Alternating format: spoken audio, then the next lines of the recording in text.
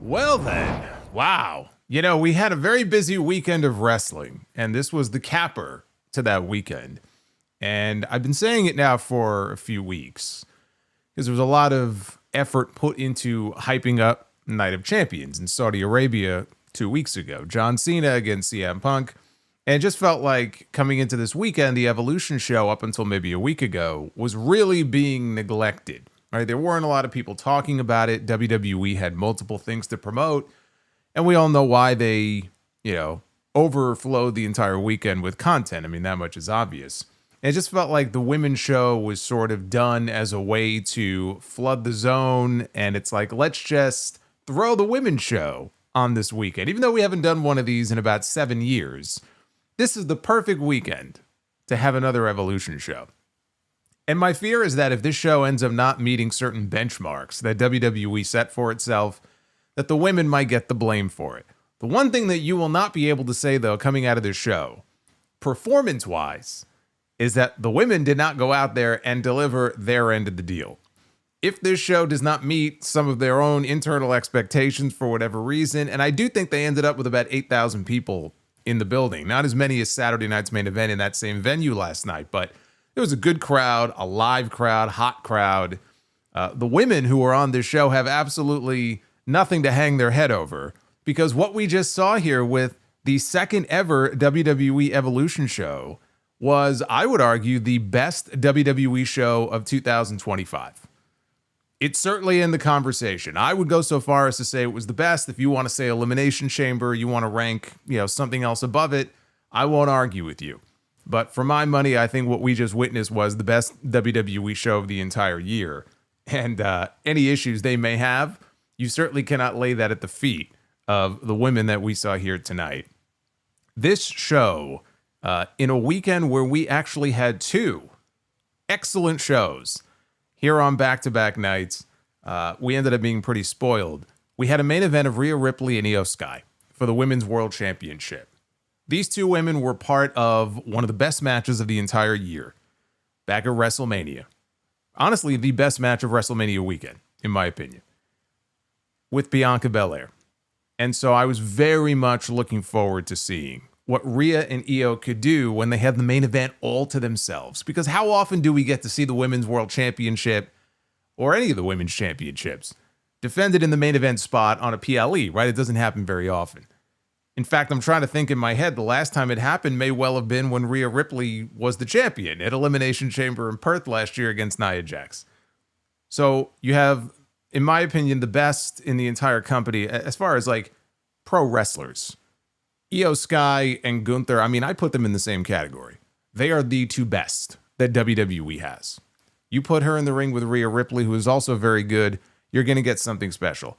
What we had here between these 2 was an excellent main event. And I almost hate the fact that we got the shock ending that we did. And the only reason I say that is because we did have a Money in the Bank cash-in on this show, which is why Rhea Ripley, by the way, still cannot beat Io Sky.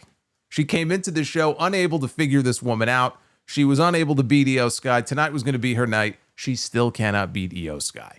And the reason being, Naomi, after a loss earlier in the show, came back out to cash in her Money in the Bank, not on Tiffany Stratton, but on the Women's World Champion, Io Sky. And Naomi walks out of Evolution as the Women's World Champion. And with that title win, now she, moves over to Monday Night Raw because she's a SmackDown star, or she was a SmackDown star. Now, obviously, she will be on Monday Night Raw, but that was the cap off to what was an incredible main event. It was so great. That's the reason why I almost hate the fact that it ended via cash-in the way it did, because it was so good it deserved a proper ending between Rhea and Io. And they did it that way because they didn't want to have a proper ending, because we're probably not done seeing some combination of these women in the ring together. Don't forget, we have SummerSlam coming up in 3 weeks. But that would be my only, kind of nit to pick with that main event. Man, it was going so great. I just wish we could have had a clean-cut winner between those 2. But they went with the shock finish to cap off a weekend where they really were looking, I think, to make headlines. And they made headlines for some of the wrong reasons, when you think about what happened on Saturday night's main event last night. that main event was fantastic. These two women brought their A game. They were kicking each other's ass. We had, there were some crazy spots there towards the end, but they had the crowd hanging on to every near fall. It was just damn near perfect. We had Trish Stratus, 25 years in the business this year, her 25-year anniversary, brought back out, and this is an example of what I just talked about, where she was thrown on the show last week or whatever it was, and you're going to get a women's championship match. Trish Stratus was making the rounds this week, doing publicity for the show and joking about the very same thing. Like, yeah, I kind of wish we had more time to really build this up, but you know what? It is what it is. So she was in a women's championship match with Tiffany Stratton. It couldn't hold a candle to what we got in the main event. It was good. They had a good match. Those two don't have great chemistry. But they had a good championship match. Trish looked absolutely fine in this match tonight. Hasn't really lost much of a step. We had the Intercontinental Championship defended. Becky Lynch, Bayley, Lyra, Valkyria. I'm going to get into that here in a minute because they opened the show. Excellent match. An excellent triple threat match involving those three women. The question now, of course, is who challenges Becky at SummerSlam? I don't see them running a three-way back. I think it should be Lyra. I think Lyra should win the championship back on that show from Becky. But they went out there and they had an excellent match. The Women's Tag Team Championships, which have felt like giant paperweights and nothing more for the longest time. And I'm not saying that in one night that changed all of that. But for titles that really have not gotten a lot of attention, they took 4 teams tonight, put them in a fatal 4-way, and they let them loose. They went out there and they had a crowd that was hanging on almost everything they did. And some of the reactions that some of these women got in this match were great. Alexa Bliss always gets great reactions, really, since she came back at the Royal Rumble. She's been getting great reactions. But the story, I think, coming out of that match, even though they didn't win, was Charlotte Flair. And I'll get into why. Because Charlotte Flair was getting reactions in this match that we have not heard Charlotte Flair getting in years. And I told you a couple months ago, whenever it was they first started teasing something with Charlotte and Alexa, I said this could be the best thing to happen to Charlotte Flair. Because there are a lot of people very uncertain about this pairing. What are they doing with these two? And I said this could potentially be the best thing that Charlotte Flair could hope for. Because it may just allow all of us in on a side of her character that we haven't been exposed to before. Plus, it gets her out of the main championship picture. And I think there's a lot of people who are just sick and tired of having her in that world title mix. And I think what you're seeing, you saw it tonight, you heard it with that crowd in Atlanta. It's bearing fruit. This pairing is starting to bear fruit. But that was an excellent match. They had a no-holds-barred match with Jade and Naomi. There was an NXT Women's Championship match as well. We saw Mariah May, Blake Monroe, call her whatever you want to. She got to show up here on this show as well, and there was a bit of a twist there at the end of that match, which has implications, by the way, for the TNA Slammiversary show next weekend. And then there was a Battle Royal. The winner getting a championship match at Clash in Paris, which is coming up on August 31st. It was a full card, 7-match full card. Larger than the typical WWE PLE card that Paul Levesque likes to put together. And yet it went down as, in my opinion, the best WWE show of the year. So what does that tell you, right? Not every show has to have 4 matches, 5 matches on it. If you have the right people in the right matches. And the only thing I wish, looking back on it, is that they would have done a better job of really drumming up excitement for these matches and just showing at least that they wanted to put the bare minimum effort into some of these matches on this show, which I felt like wasn't there. And it did a disservice to the people who were on this show who were going to be left, potentially if this show didn't do well, they were going to be left bearing the responsibility for that. I think that what we saw tonight should just wipe all of that away, and Evolution should be an annual thing, especially if we're going to get shows like this.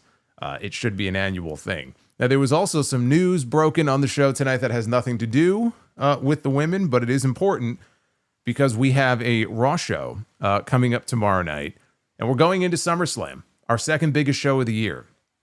And there's been no indication of what Gunther, the World Heavyweight Champion, is going to be doing on that show. We know that John Cena is defending the WWE title against Cody Rhodes, right? Cody won King of the Ring, so we already know that's going to be the main event, likely of night 2. What about Gunther? He beat Goldberg last night, sent him off on his way into retirement. They announced tonight that there is going to be a gauntlet match on Raw tomorrow night to determine the number 1 contender who goes to SummerSlam to challenge Gunther for that World Heavyweight Championship. 5 men. And in this gauntlet match will be CM Punk, Jey Uso, LA Knight, Penta, and Braun Breaker.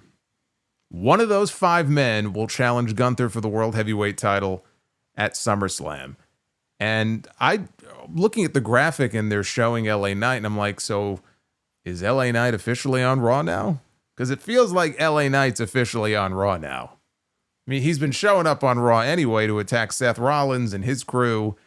Now he's in a number 1 contenders match for a championship that technically belongs on a brand he is not attached to. So I think they quietly moved him over to Raw, which honestly is a move that should have happened a long time ago. I think that's absolutely the right move. But I think very silently they have moved him over to the other brand. Otherwise, this doesn't really make a lot of sense. This should be a CM Punk win. If you look at who they have here in this match, this feels like an easy win for CM Punk to give him a big match, championship match, coming up at SummerSlam. It's not going to be Braun Breaker. I honestly, I wouldn't mind if they wanted to go with an LA Knight or a Penta. I'll give them an outside shot. It's possible. And I wouldn't even mind that so much. Punk is going to be the one. Breaker, it's not going to be. That leaves Jey Uso. Jey Uso is the one guy in that gauntlet match I have absolutely no interest in seeing step back into the ring with Gunther. It has been done so many times before. And we're not talking Omega Okada here, okay, where you can do it 4 or 5 times and you know it's going to be great. I have no interest in seeing Jey Uso and Gunther. So you can cross that off the list. I think we're looking at CM Punk. Does make me think that maybe the idea for SummerSlam was going to be CM Punk and Seth Rollins in a singles match. It could have been Roman Reigns, who supposedly is going to be a part of the SummerSlam card. If he's going to be a part of the SummerSlam card, he has to be back on TV this week, whether it's tomorrow night or Friday night, because they're running out of time. I mean, you can't bring him back the week before SummerSlam. That's stupid.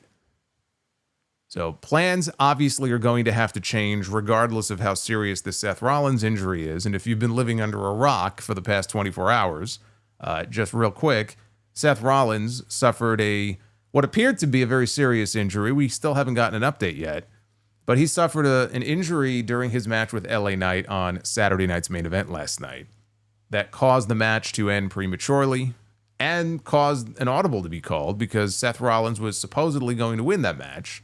LA Knight won instead. So we have no further updates yet. I suspect by tomorrow we'll know more. Even if we have to wait until Raw, they've got to give some kind of an update.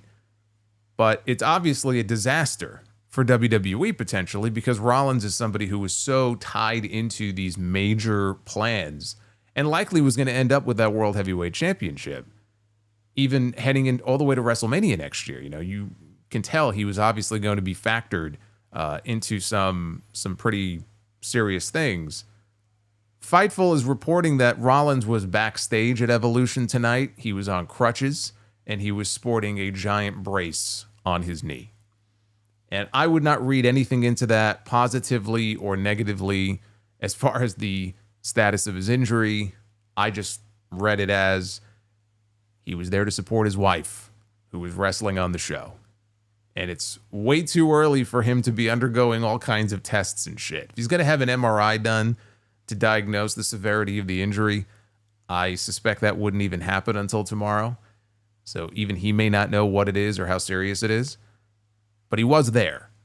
And the fact that he was on crutches doesn't mean anything one way or the other. But we'll find out more in the next 24 hours because that is going to greatly affect the creative direction of this company for months to come. How long he is going to be out for, if he needs surgery, if he doesn't need surgery. But in the meantime, the train rolls on, right? They've got to come up with a plan B Funny enough, Paul Heyman has been on television talking about Plan B. We may have to find out very soon what Plan B is. I look at SummerSlam, and then we'll move on to this. I look at SummerSlam, and I think CM Punk against Gunther is the way to go for the World Heavyweight Championship. You've got Roman Reigns. If Roman Reigns is going to be back, if the plan, let's say, was for him and Rollins to do something, and Rollins is out, instead of just not bringing him back for SummerSlam, you got 2 nights. You really should want to have a major name like him on the card. Why not do something with him and Braun Breaker? Why not do Roman Reigns against Braun Breaker one-on-one? How big would that be for Braun Breaker to be in the ring mixing it up on a big show like that with a name like Roman Reigns? So I hope if they have to go to a Plan B, that would be a fine Plan B. Because clearly this group was designed, probably at some point next year, for Braun Breaker to be the breakout star, to be the Batista of this group, and to go on to become, as he said on television last week, right? Headline multiple WrestleManias, win multiple championships, and be a big star. He should be mixing it up with the big stars. They don't get any bigger than Roman Reigns. This is your WWE Evolution 2025 review. I am the Solomonster. Thank you for being with me, as many of you have been this entire very busy weekend. As we wind down this Sunday, I did a podcast, 2-hour podcast earlier today. So hopefully if you haven't checked that out, you guys will check that out either tonight or tomorrow morning. Like and subscribe. Super chats are open. You will see them popping up on your screen. There you go. We'll pause them periodically, but we have a goal going in the chat as well. We're already more than halfway to the goal. So we may be doing some bonus rounds of Be the Booker, all women's rounds. All women's rounds.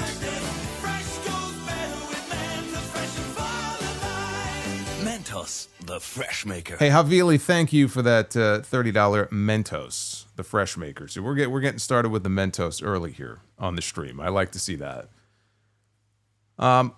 Last night, I was live with an All In Texas review. We had another great show that was AEW All In Texas. The full review is up here on the channel. As I mentioned earlier today, I dropped episode 920 of the Solomonster Sounds Off podcast, the flagship. And on that show, full review for Saturday night's main event last night, including the retirement of Bill Goldberg, who had a retirement speech that was cut off 30 seconds into it. NBC cut it off and they went off the air. And everybody all day has been blaming NBC and blaming WWE for it. You got it all wrong. See, I have it on good authority. I got the scoop. I can't tell you who I got the scoop from. I don't want to reveal my sources, of course, but you don't have to blame WWE. You don't have to blame the Peacock. You can blame this guy. This right here gives you the answer that you've been looking for. It was Bret the Hitman Hart. Time to cut his farewell short, just like he did my career. He got into the truck. And this is why Bill Goldberg did not get to bid farewell on national television to the wrestling audience. Bret Hart gets his revenge. It was bound to happen. Let's talk about Evolution. We had a video package to open the show. They set this to the Katy Perry song Rise. Joe Tessitore checked in from the platform that we usually get for Saturday night's main event. It was the same setup. I mean, it was in the same building as Saturday night's main event was. They were at the State Farm Arena, so they just left it the way it was. He was the host, and he introduced Stephanie McMahon while saying that nights like this would not happen without her. Now, if you feel the need to vomit, just a little word of advice, be sure to drink some water. That shit burns your throat. Just FYI. So Stephanie joined Tessitore on the platform. She said that we had so much to prove. We, the royal we, had so much to prove with that first Evolution. She spoke about the improvements over the years and the athleticism of today's female talents in WWE and in NXT. Michael Cole and Wade Barrett checked in from the announce desk. They handled commentary tonight as they did last night. Alicia Taylor was the ring announcer. It was supposed to be Lillian Garcia. and Lillian Garcia actually did do the ring announcing for Saturday night's main event. She posted on her Instagram earlier today that she had to bow out. And I guess Alicia got called at the very last minute and she was able to make it to the show. But the issue with Lillian is that her voice after the show last night got very hoarse, and she is still recovering from a recent respiratory infection. So if she pushes herself and pushes her voice any harder, she may suffer some permanent damage. And I mean, this is what she does for a living. I mean, she does announcing, uses her vocal cords. So she wasn't able to do the show. So she was there, but Alicia Taylor handled that. And for those of you who care about this sort of thing, it was just something I noticed during one of the matches on the show, because now they have advertisements all over the place on the turnbuckles and on the ring mats and on the barricades. This is the first time I've noticed this, they had the Walmart logo plastered on all of the bottom turnbuckles. So now as you're watching these WWE shows, you've got Walmart looking right back at you right in the face. They open with the triple threat match for the Intercontinental Championship. Becky Lynch defending her championship against Bayley and Lyra Valkyria, the former champion. As Becky was coming to the ring, there was a fan in the aisleway with a giant sign that said, Becky Hogan. That's the thing now. I'm noticing this more and more, especially with the women, oddly enough. But that's the new thing now. You just add the name Hogan to the end of somebody's name. I've seen Becky Hogan. I've seen a lot of Mercedes Hogan. I've seen memes with Mercedes with the Fu Manchu, right? Just tack on the name Hogan to the end, right? Tell me that you didn't actually live through the era of Hulk Hogan without telling me that you didn't live through the era of Hulk Hogan. The crowd was hot for this. They were hot. This had a main event feel to it. When the bell rang, they were going crazy. This was a completely different crowd than the one that we had in that very same building just last night for the other show. Which is not to say they were dead for the entire show last night, but they weren't like this. So this had that feeling right from the onset here. And they had fewer people. Keep that in mind, too. There were fewer people in that building tonight than there were last night. They had about 8,000 people there tonight. Last night, it was about 11 or 12. So Valkyria dove from the apron, hit Bayley on the floor with a crossbody block early on. Becky hit an exploder that sent Bayley crashing into the barricade. And at that point, Bayley came up, selling her knee. Valkyria hit a fisherman suplex on Becky and was going for the pin when Bayley came flying off the top rope with her elbow to break it up. Crowd popped huge for that. Valkyria got hung up in a tree of woe. Bayley executed a sunset bomb on Becky, which sent her crashing into Valkyria. Lyra, though, made a comeback, hit both women standing with a leg drop off the top rope, which Wade Barrett pointed out as a move that she used to win many matches back in the NXT UK days. All three women were down. Fans were cheering. They were chanting, "This is awesome." Lynch hit a simultaneous DDT and an inverted DDT on both opponents at the same time. Covered Lyra, only got a 2 count. So Becky hit a manhandle slam, and I gotta say, Lyra sold the shit out of this. This was like the best looking manhandle slam I have ever seen Becky Lynch hit, and it was all Lyra Valkyria. She got some height on this. She jumped up for it, and it looked great. Bayley interrupted the cover. A minute later, Bayley dropped Becky with the belly to Bayley, covered her. Lyra dove in to break up the pin at the very last second. More chants now of "This is awesome" from this crowd. Lyra dropped Becky with her Nightwing finish, and then it was Bayley interrupting the pin at the last possible second. Bayley went for the rose plant to Lyra, who escaped into a jackknife pin, but Bayley kicked out.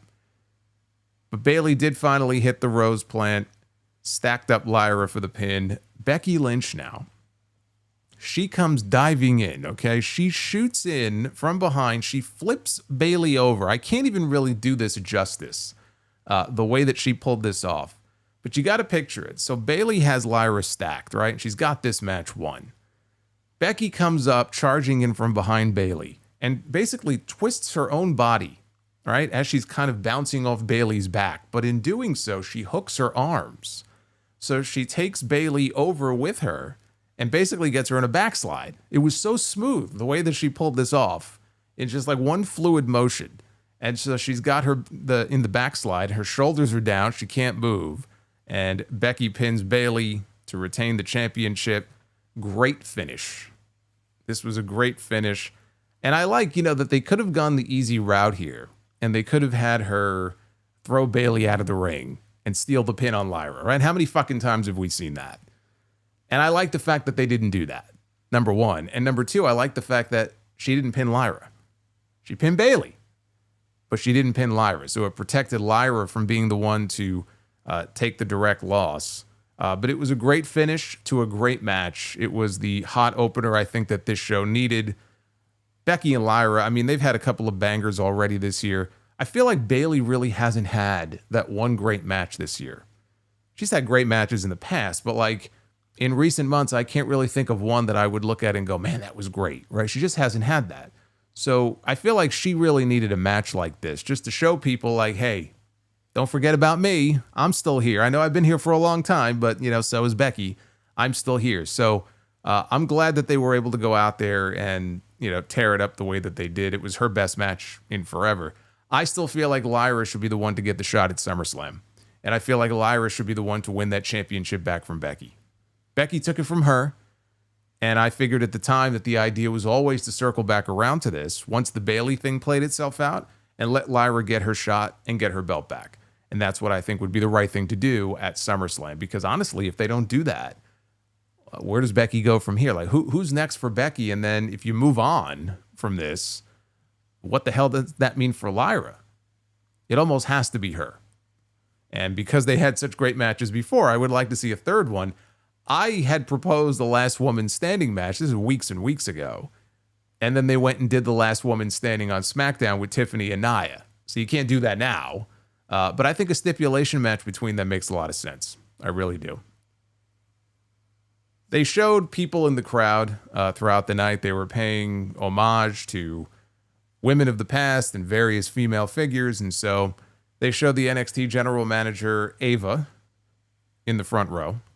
They showed Mark Henry, who they talked about Mark Henry being a big champion for women in wrestling. One of the women on this show, in fact, Jade Cargill, really was discovered. So was Bianca, by the way, by Mark Henry. So he has actually played a pretty important role in some of the female faces that we see right now on WWE television. So he was there. They paid tribute to him. And then we heard a loud, shrieking voice saying, "Excuse me." And I said, oh my God, she's here. And sure enough, they cut to the crowd, and who is it? It's Vicky Guerrero. They did this so that she would have a chance to say her catchphrase. So she got to say her catchphrase. I cannot ever look at that woman the same way after that whole social media debacle with her daughter. Was it last year? Absolutely deplorable. I don't think I'll ever look at her the same way again. Next up, we had Jordynne Grace with Blake Monroe in her corner, challenging Jacy Jayne for the NXT Women's Championship, who had Fallon Henley and Jasmine Nix, her fellow Fatal Influence members, in her corner. Now, they showed a segment from earlier... Uh-oh. Shut the fuck up. Wondering if this guy was going to make an appearance.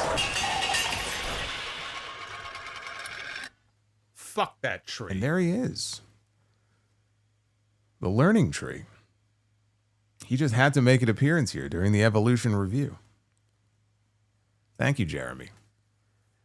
They showed a segment earlier in the day in the back where Jordynne Grace was asking Blake Monroe to be in her corner tonight. They were tag team partners at the Great American Bash yesterday. They won their match.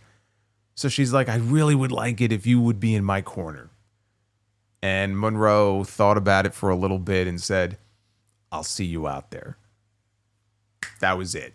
She sealed her fate. The minute she extended that invitation, I said, there's a reason why they're showing this segment to us. She has sealed her fate. Grace had the early edge here until Jacy catapulted her into the middle rope. Fallon Henley choked her while Jacy distracted the referee. I don't know where Blake was. She was on the other side of the ring. Either she didn't see it or didn't really care enough to go help. Jacy was in control until Jordynne hit a power bomb for a 2 count. Jayne regained control, hit a draping neckbreaker, and then she missed a corner cannonball. So they traded some cradles until Grace hit a fisherman suplex for 2.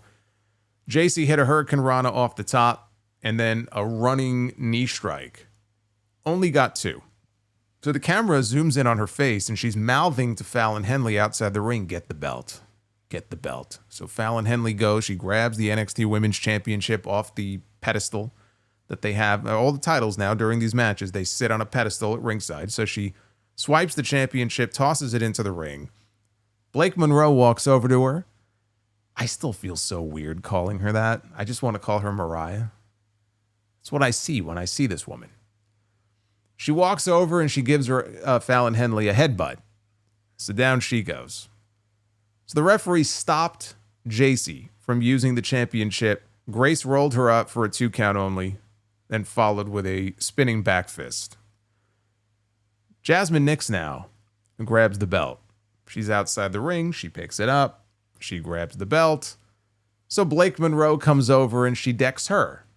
Then she reaches down and she picks up the championship and she had possession of it. So you knew what was about to happen here. I mean, if you watch wrestling for more than, 24 hours, you should know what was about to go down.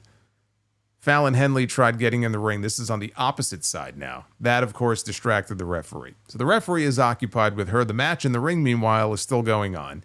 Jacy whipped Jordynne into the ropes on the opposite side, where Blake Monroe was outside the ring. And Monroe blasted Jordynne Grace in the back with the NXT Women's Championship. And then at that, which Michael Cole, by the way, sold it like, oh, she made a mistake. He didn't pick up on things right away. Wait until I get to the Battle Royal, speaking about not picking up on things with Michael Cole. So anyway, she hits her in the back with the championship.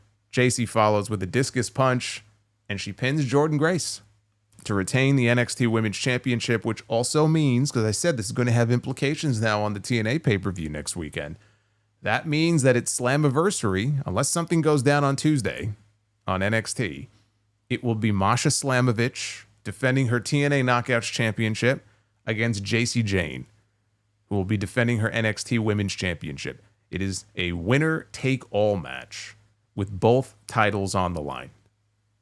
That is, at this moment, that is the match for Slammiversary next Sunday. Fatal Influence, they all had looks on their faces like they were all surprised by what Blake just did. Monroe got in the ring. She handed Jacy Jayne the championship, smiled at all of them, and then left the ring. For a second, I thought she was about to join with them. And maybe she was going to be the new leader of Fatal Influence here. But she smiled at them and she walked off and left the ring. Meanwhile, Jordynne Grace is on the outside watching this with a bloody nose. And she is very pissed off at the betrayal that just took place. You can take Mariah May out of AEW. You could change her name. You could do all of those things. But at the end of the day, she is still Mariah May. And she is still going to do Mariah May things. And there were some rumors going around over the last couple of weeks that WWE was already considering turning her heel because she had debuted as a babyface, right? But people are like, well, they're already turning her. This is a failure. This is that. I get it. Like, they had to know that when she showed up in NXT, right, she was going to be cheered like a babyface. So they chose to just debut her that way. Let her get the reaction that she's going to get anyway. Don't fight against it. But they recognize fairly quickly that the right role for her is to be a heel. So we'll turn her pretty quick and we'll have her betray somebody who is well liked on the show. And that's what they did here. Because she really is. She's a great heel. She's a great heel. Again, this woman once slapped her own mother in the face during her championship match at Wembley Stadium. Okay, and you saw all the stuff with her and Toni Storm. She's a fantastic heel.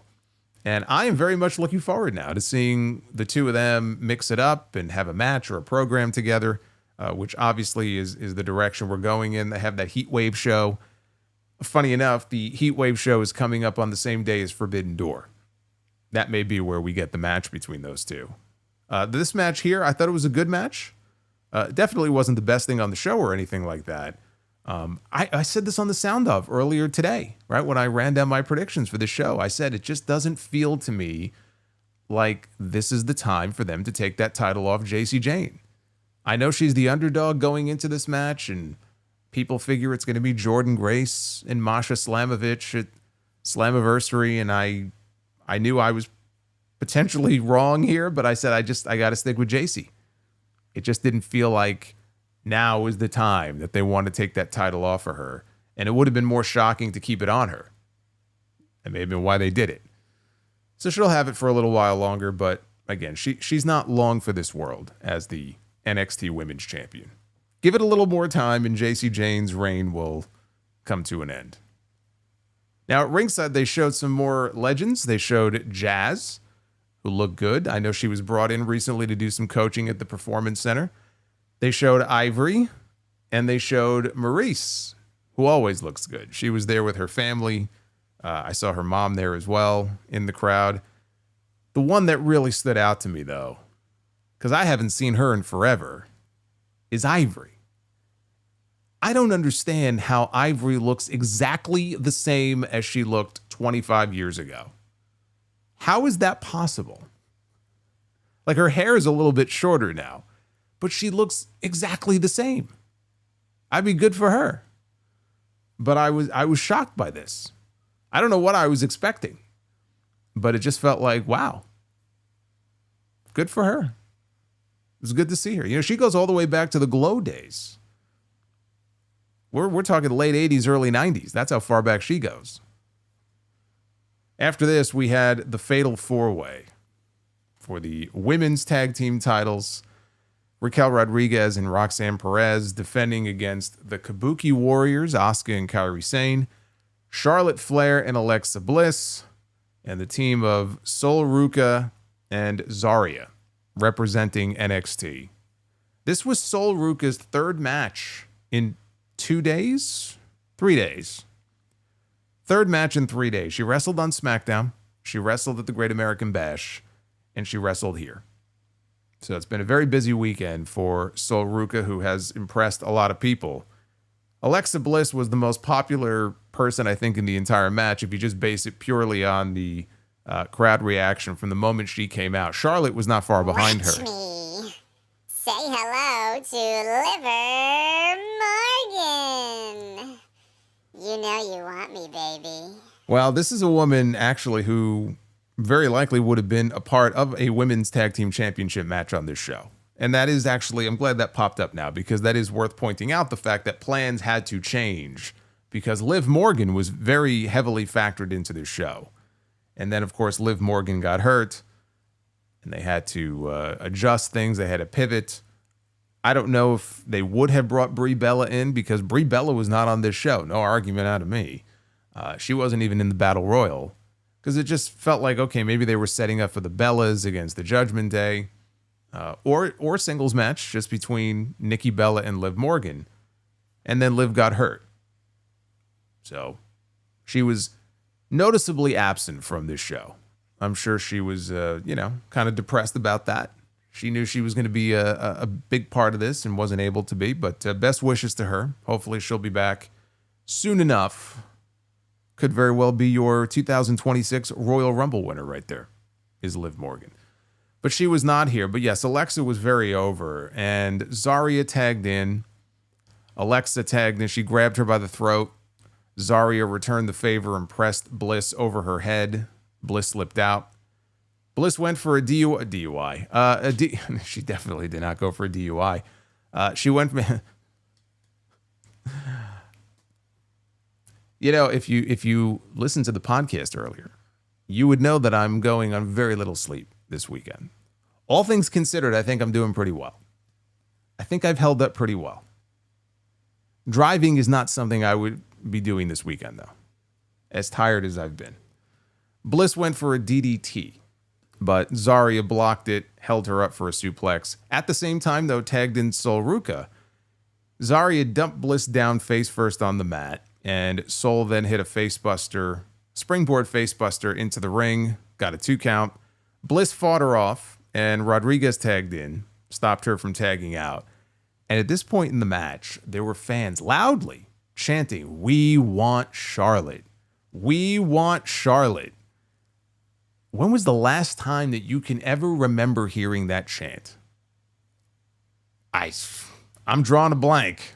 I couldn't tell you if my life depended on it. I have no idea. So that was different, but it was very loud and it was very noticeable. So Flair got a huge reaction when she finally tagged into the match. She put Roxanne down with a fallaway slam. She kipped up. Again, got a big pop here from the crowd. Oh, I forgot Jacqueline. That's right. Yes, I'm sorry. Thank you. Thank you for reminding me. Jacqueline was also there. Ms. Jackie. She's also been in the business for a very long time. I don't know if she's been in as long as Ivory, but she also goes back to probably early 90s, early or mid 90s. I know she was in WCW before she had her run in WWE. DUI sounds like an old OVW tag team. There are a few people on the WWE roster right now who know all about DUI, but that's for another day. So anyway, Perez got rolled up Flair, I should say, for a 2 count. Charlotte came right back with a spear for a 2 count of her own. Later on, Asuka and Kairi, they took turns hitting various strikes that knocked down Zaria. They picked her up. They went for a double suplex. She reversed it and then tagged out to Sol. So Sol Ruca hit the Soul Snatcher on Charlotte. And that got a reaction. It's a great move. I mean, when she hits the main roster and she's dropping people left and right with that Soul Snatcher, that's going to get her over more than anything else that she could possibly do. So she drops her with that. Bliss went for Sister Abigail on Ruca, but she avoided it. Sol hit Bliss with a backstabber. And Zaria charged in. She was attempting to spear Alexa Bliss. Charlotte, and they kind of had to wait a little bit for Charlotte to actually get into the ring to do the spot. But Charlotte gets into the ring and she moves Alexa out of the way to safety, out of harm's way. And Zaria inadvertently spears her tag team partner. So Sol Ruca is down, and Zaria has this look of concern on her face. Obviously, this was not what she intended.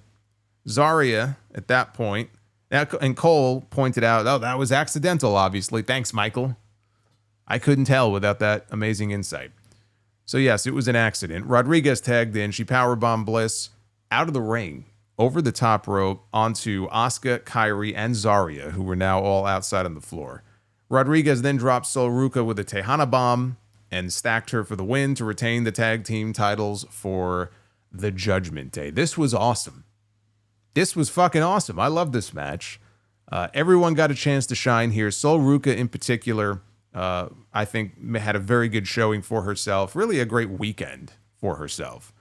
Alexa was over huge. As I said earlier, she's been over. From the moment they hit the first chord of her music in the Women's Royal Rumble, she was over. So that's not really much of a surprise. But I think the real story here is the reaction to Charlotte Flair. And I told you a couple months ago, when they started teasing something involving these two, and Alexa was trying to become her friend, I said, you know what? This is the most interested that I have been in anything that Charlotte Flair has done on television in years. And I don't even know where this ends. It probably ends in like an odd couple tag team and they'll win the tag team titles, right? That's exactly what I told you. And I said that it could be the very best thing that Charlotte Flair could ask for because she was coming out on television. And now, you know, granted, she was a heel, although she didn't come back as a heel. But, you know, at this point, she's been a heel now and she's coming out and she's still getting flustered. We saw it in the program that she had with Tiffany Stratton. She's going out there and she's getting flustered mid-promo, and she's just not reacting well to the pressure. And it makes things very awkward, and it's just a bad situation. It's a bad situation. There are some people that would look at the kind of heat that she was getting and would revel in it, right? They would embrace it. Oh, this is fucking great. Like every heel would love to get the kind of heat that Charlotte Flair was getting, but it's like she just didn't know how to handle it. So the idea of doing something like this with her and Alexa, which could potentially turn her babyface, I thought was a great idea. And I was very interested to see where they would go with it. Here you see, it's working. It's working. And I like the fact they did not win the titles tonight. They absolutely are going to win the tag team titles. They should win the tag team titles. tonight was not the time to do it. I feel like when they do it, and maybe SummerSlam is, maybe you wait 3 weeks and do it at SummerSlam, but it should be one-on-one. I say one-on-one in a regular tag match, not in a 4-way match where you have 2 other teams. Do a more focused story with her and Alexa going after the Judgment Day and chasing after those tag team titles, and let them get their own match. And you saw the reaction they got here. The reaction when they win the titles is going to be huge, and it'll be a huge moment. So I think you build to that probably at SummerSlam. That's probably the right place to do it. I mean, got the Paris show coming up at the end of August, but I think SummerSlam is as good a time as any to pull the trigger on a change like that. So I'm glad they didn't do it here. So they showed some more legends and former divas in the crowd. Tori Wilson. I mean, man, back in the day, Tori may legitimately be like the most beautiful of all those divas that they brought in. I mean, she was stunning. And not to say that she isn't now, but I'm just saying back in the day when, she came over from WCW with Stacy Keibler and, I know Dawn Marie was there during that period of SmackDown. It was all about Tori. So Tori was there, Melina was there, and they showed Molly Holly as well in the crowd. And Molly is great. Molly is actually an agent, has been for a while now, or producer, whatever they're called, backstage in WWE. I don't know if she's doing coaching, like at the Performance Center. I don't think so. I think she's doing stuff behind the scenes. So they showed them in the crowd. After this, it was Tiffany Stratton and Trish Stratus, the Hall of Famer, for the WWE Women's Championship. Michael Cole. Again, Michael Cole had quite the night tonight. Michael Cole called this Trish Stratus's first singles match in 18 years. Now, I could have sworn that Trish Stratus had a pretty memorable steel cage match 2 years ago on a PLE with Becky Lynch. In fact, I would argue it's the greatest match that she's ever had in her entire career, including everything with Lita and everything else this woman has done. Watch me. Say hello to Liver Morgan. You know you want me, baby. Hello, Liver Morgan. It is good to see you. So happy to have you. So that was a little weird, right? First singles match in 18 years. I'm like, all right. Maybe he's having an off night. But then I thought, man, it's not even just that one match. Like she's had, if you go back and check, I mean, she's had multiple matches, singles and tags, over the years on Monday Night Raw. She had a SummerSlam match a number of years ago, not 18 years ago, but she had a SummerSlam match. It had to be what year was it? Was it 2019 or was it a little bit later, like 2022? I feel like it was a little bit earlier than that, but she had that SummerSlam match, which was also pretty good, as I recall, with Charlotte Flair. And then I said, well, maybe he just misspoke. Maybe what he was trying to say, or what he meant to say, was that it was her first championship match in 18 years. And then I realized, I said, well, even that's not accurate because she's wrestled for the women's tag team titles. So I honestly don't know what the fuck he was talking about. I have no idea where he got that from. Like, not even close. So Stratton executed an early suplex and then rolled under the ropes with Trish, who blocked the follow-up move that she was going for. Trish did a handstand and used her legs to pull Stratton off the apron and splatted her on the floor. And that got chants from the crowd of, "You still got it." They chanted, "You still got it" at Trish. I don't think she ever lost it. 2019 in Toronto. Thank you, Miracle. Miracle says it was SummerSlam 2019 in Toronto. Yeah, it was Toronto. I knew that. I just couldn't remember exactly what year it was.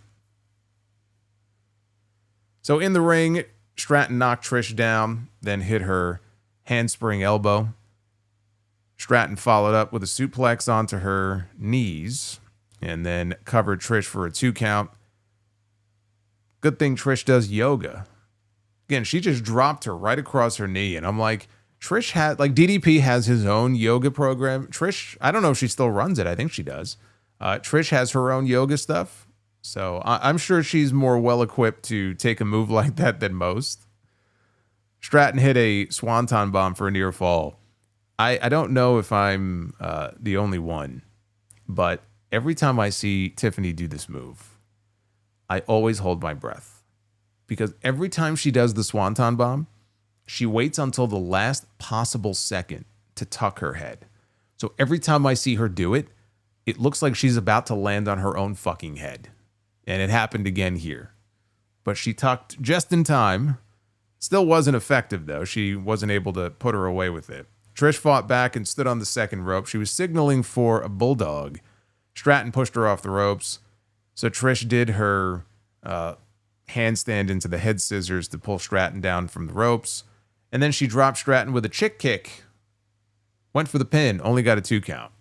Stratton avoided the Stratus faction bulldog and hit a rolling senton. Tiffany went for a moonsault. Trish, though, got the knees up. Trish finally connected with Stratus faction, but only got a near fall. So at that point, Trish went up for a moonsault of her own. Tiffany got the knees up this time, and Stratton put Trish down with an Alabama slam and then hit her prettiest moonsault ever. And they got an overhead shot of the moonsault as she hit the move.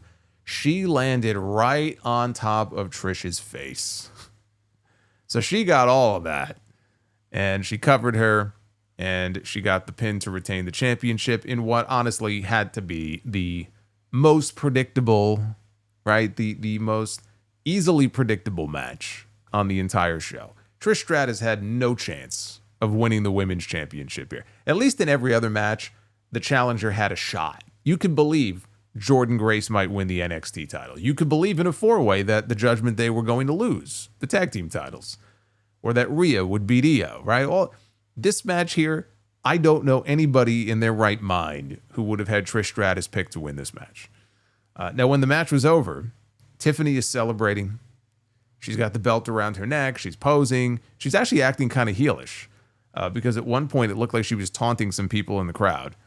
So then she leaves the ring. She's still celebrating outside. All of a sudden, referee Jessica Carr comes running up to her and says something to her, and then Tiffany finally starts to leave. So what she was doing was telling Tiffany, who was taking way too long celebrating and showboating, get the hell out of here because we're giving Trish her moment. So Tiffany finally left. They stopped her music, and Trish was alone in the ring, and she looked like she had tears in her eyes, and the fans were giving her a standing ovation. They chanted, "Thank you, Trish." She took a bow. And Michael Cole on commentary said that whenever Trish wrestles, you have to wonder if it's going to be the final time. Right? Every match could be her last. If she decides that she's done and she wants to retire, then that could be it. Do I think this was the last time that Trish Stratus is going to wrestle? No. Do I think this was the last time we see Trish wrestle this year? Probably not. I still think we may get more out of her before this year is over. Maybe not at SummerSlam, but again, she is in the middle of her 25-year anniversary, so there may be more yet to come. I thought that this was another fine showing for Trish. It was not as good as the cage match with Becky at Payback 2 years ago. I mean, that was excellent. But I thought she looked good out there. I cannot say that her and Tiffany had great chemistry. Like, it's not the sort of match where it's like, wow, that was so good. I'd love to see them run it back again. Like, once was enough for me. There were a few things early in the match where Tiffany seemed a little off, but then settled in and it was fine. It was the weakest thing on the show up to this point, but it was still a good match. But it didn't overstay its welcome. They went just under 10 minutes with this. I am the Lord. Shut the fuck up. This man is going to get his time here. Huh? Fuck that tree. RDH says, Trish on the post show said that it was not her last match. Yeah, I mean, I didn't think it was, but that's how they have to sell it on TV, so that every match feels special because you don't know when it's going to be her last. I mean, there's no reason for it to be her last. She's still able to go out there and perform at a high level, so, why stop? So they showed Medusa in the crowd, and then they showed Leilani Kai as well before the very next match. Leilani Kai was at the very first WrestleMania, and she wrestled at the 10th WrestleMania, both in Madison Square Garden. The second match that she had at WrestleMania, that was against Medusa. That was against, Alundra Blaze. But I remember Leilani Kai was wearing like a full bodysuit. She looked like she had just come from a tour of Saudi Arabia or something. So she was wearing like a full bodysuit, and apparently she had suffered some burns.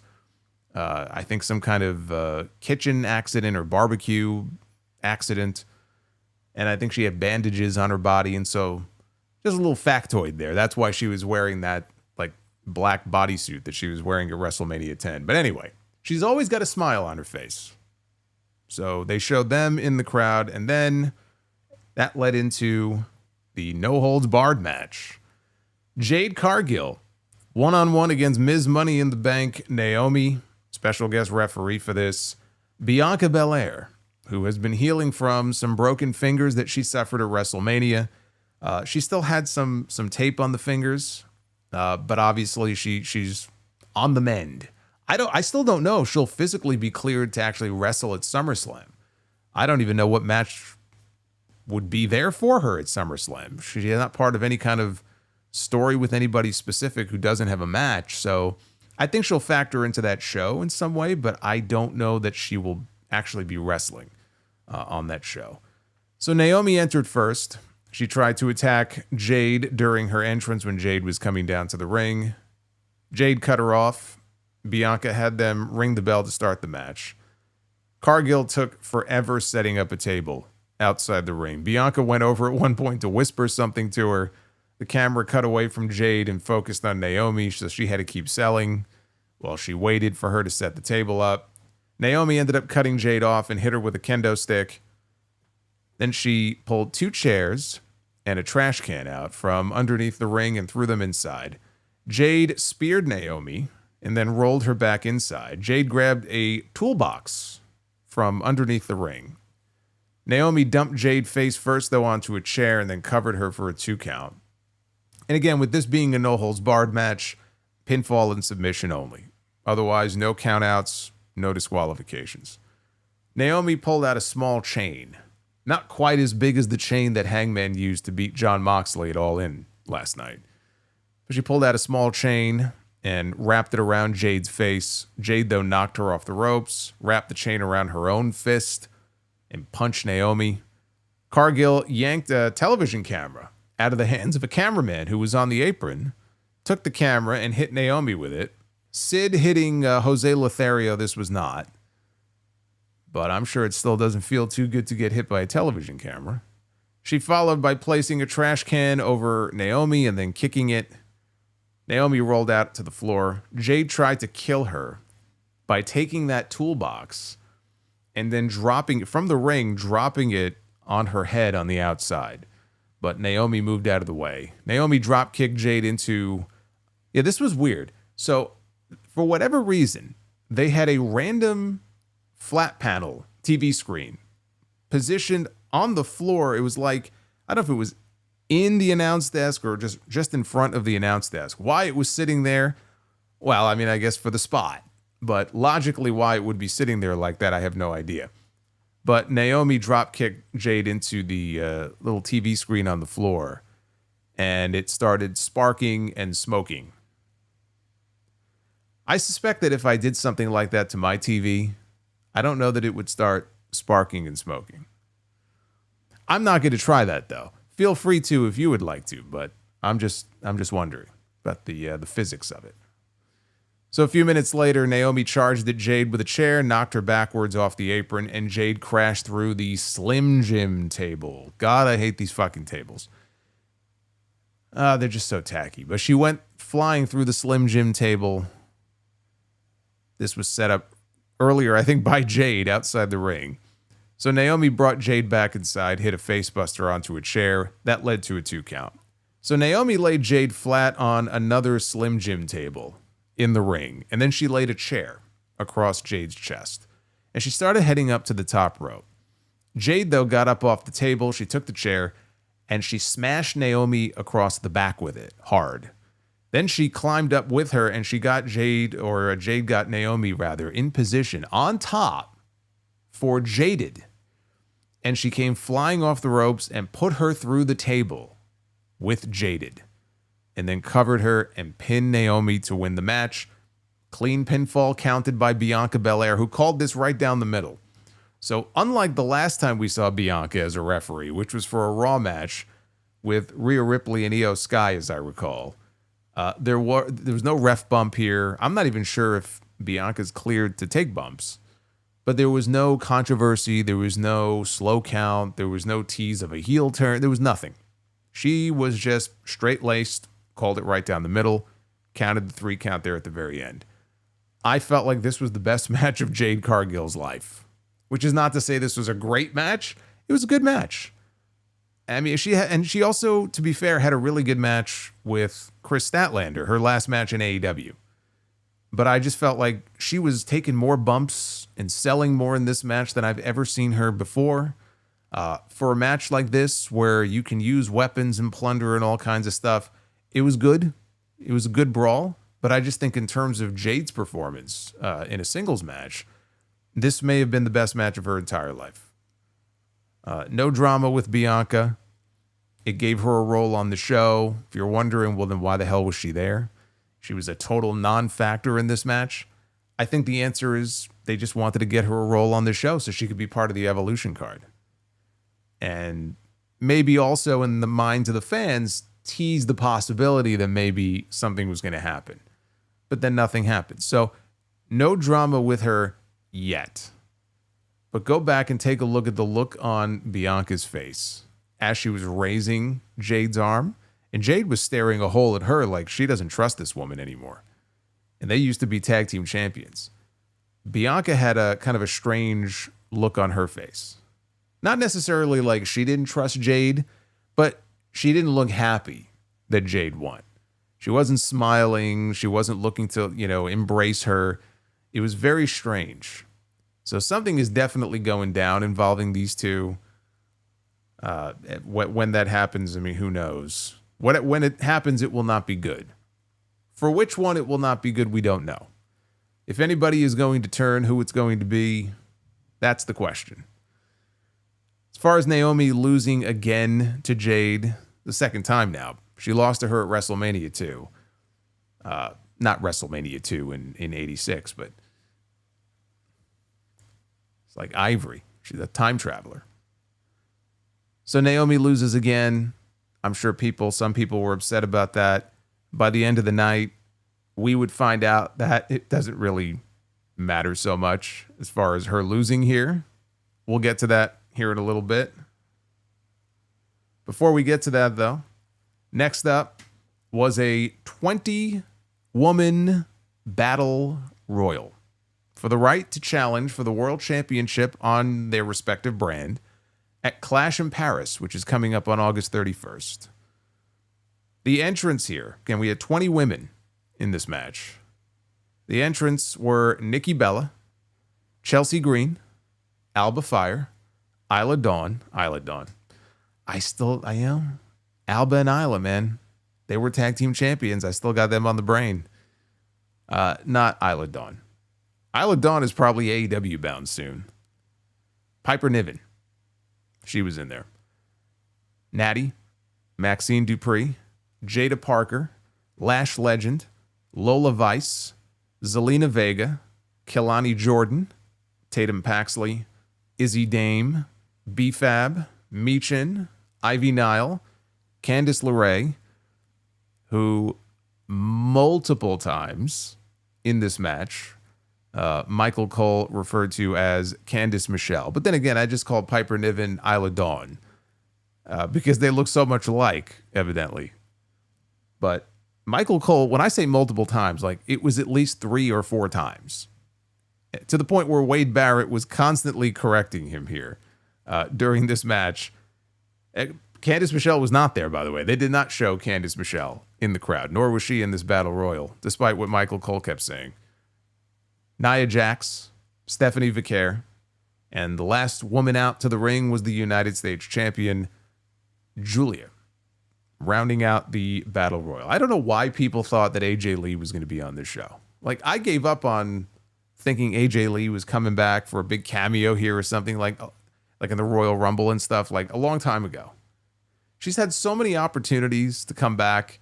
Clearly, she's content doing what she's doing.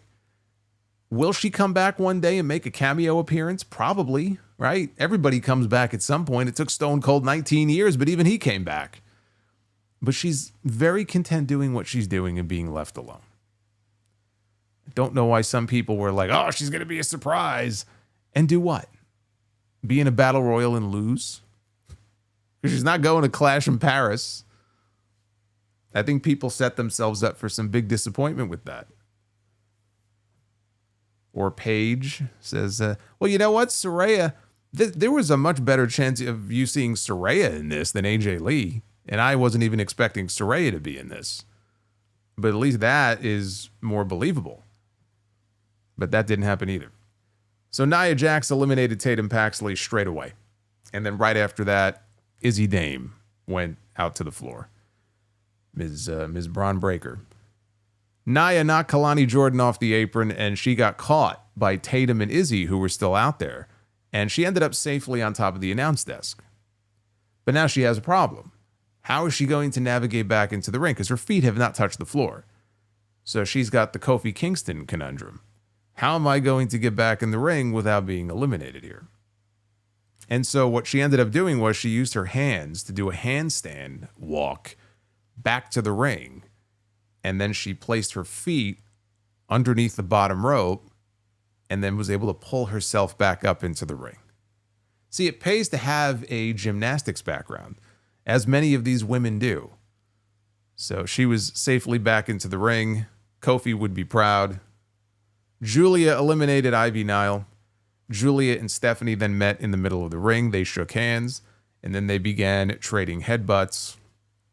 Stephanie set up Nikki Bella for the Devil's Kiss, but Chelsea Green kicked Stephanie to break it up, and that got major heat for Chelsea in doing so. Natty tried to eliminate Kalani Jordynne, but she avoided that. Jada Parker ended up eliminating Natty. Maxine Dupree acted super upset over this because Natty is her tag team partner. So she fought with Jada Parker. Candice LeRae, though, knocked Maxine off the apron to eliminate her. Then Candice was eliminated moments later. Michael Cole, once again, referred to her as Candice Michelle. Had to be corrected by Wade Barrett. I don't know what his obsession is with Candice Michelle. When was the last time Candice Michelle even wrestled a match? Was she in any of the Women's Royal Rumbles? I honestly don't even remember if she made a cameo in any of the Rumbles. Because if she didn't, then she probably hasn't wrestled in, God, what? It's got to be, 15 years probably? Did Michael Cole have a thing for Candice Michelle? I'm thinking maybe he did. Man, I just remember that brutal injury in that match she had with Beth Phoenix on Raw that time. She broke her, was it her clavicle, I think? She took a hard fall off the top rope, and Beth just violently drags her to the center of the ring. Like, she's fucking around with her neck. I'm like, leave her alone. Don't touch her. And she's like dragging her to the middle of the ring. That's what I always think of when I think of Candice Michelle. Former 24/7 champion. Was she? Again, I blanked all that stuff out. So Julia and Zelina Vega, they were fighting out on the apron. And Vega shoved Julia into the ring post, or really the casing that they have around the ring post. And then she kicked her off the apron to eliminate the United States champion. And they zoomed in on Zelina's face, and she was yelling at Julia, that title is mine. So she wants the U.S. title back. That issue is not over between the two of them. Piper Niven eliminated B-Fab. Meechin was also eliminated. She tried to pull Chelsea out of the ring, but Alba Fire hit her with a suicide dive. Lash Legend pressed Zelina over her head and tossed her onto Meechin and B-Fab, who both fell down, so therefore Zelina was officially eliminated. Yeah, somebody mentioned Kelly Kelly in the chat. Kelly Kelly has been back. I know that. I know she's been in some Rumbles. But I think I saw a news item that Kelly was invited, I believe, to be a part of, I don't know about the Battle Royal, or probably just in the front row, and she turned it down. I didn't see what the reason was. I don't think it was anything negative. Maybe she wasn't available. I don't know. But she was invited to this show, but she was not there tonight. So Chelsea Green, Piper Niven, and Alba Fire, they stood on the ropes. They were doing the Chelsea salute. Nikki Bella shoved Alba over the top rope to eliminate her. Chelsea and Piper, they went after Nikki. Chelsea mocked Nikki's dance. Lola Vice helped Nikki, who then speared Chelsea. And then Nikki and Lola did Nikki's dance together. Lola Vice doing the Nikki Bella dance. Oh my. Piper Niven headbutted Lola off the apron to eliminate her, and then Piper got dumped moments later by two people. I don't remember who they were, but took two people to get her out over the top rope. Stephanie Vicaire performed the Devil's Kiss on Chelsea, finally, to a big pop. Nikki dropped Chelsea with the TKO and then eliminated her. Jax hit Nikki from behind and mocked her dance. I will say that was funny. Nia Jax mocking Nikki Bella's dance actually was very amusing. Nikki took Nia down with a Hurricane Rana. Nia came right back, though, placed Nikki on the apron, and then Lash Legend threw a big boot that knocked Nikki to the floor. And Nikki Bella was eliminated from the Battle Royal here. Royal Battle Royal. She was gone. So Nikki Bella is not going to Paris to challenge for the championship. You could all rest easy tonight. Then Lash Legend mocked Nikki's dance as well. So the final three, Stephanie Vicaire, Nia Jax, Lash Legend. All three brands were represented here in this final three. Lash powered up Nia for a slam, but put her down on the apron. Stephanie and Lash teamed up to knock Nia off the apron, and out she went. And then there were two, Stephanie Vicaire and Lash Legend, were the final two here in the Battle Royal. Stephanie and Lash squared off. Legend blasted her with a big boot. Legend ate a super kick in response. Moments later, both women went over the top rope together and landed on the apron. Lash actually got her wrist, tied up in the ropes, but quickly was able to free herself. Stephanie then got her in position on the apron for the Devil's Kiss. And she gave her the Devil's Kiss 10 times up and down. She humped this woman's head up and down, up and down. After the 10th time, she very casually just kicked her off the apron. Lash hit the floor. Everybody popped big.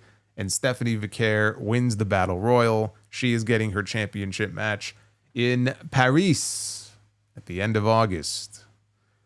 Wade Barrett called it the greatest Battle Royal that he has ever seen, which is obviously a huge lie, but clearly he's a fan of the Devil's Kiss, which I can understand.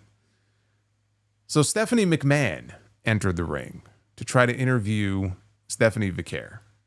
And now this was very confusing now, because now we have Stephanie interviewing Stephanie in this ring. You know for a fact that if Vince McMahon was still around, and thank God he's not, but if Vince McMahon were still around, Stephanie Vicaire would have had a brand new name a long time ago. Can't have two Stephanies in the same company. So Stephanie McMahon asks Stephanie Vicaire a question in Spanish. And I need to know from all of my Spanish speakers here in the chat how well Stephanie McMahon's Spanish was. I'm not going to be the best judge of that. I don't even know what the hell she asked her. But she did ask her one question. Stephanie Vicaire responded in Spanish and then said that English is not her first language, but wrestling is. And that's such a great line. That's such a great fucking line. English is not my first language, but wrestling is. She thanks Stephanie, the other one, and every woman who came before her. She said that this was an amazing experience. She promised to keep working hard and said that fans will remember her name forever. And then she posed and they shot pyro off behind her in the background.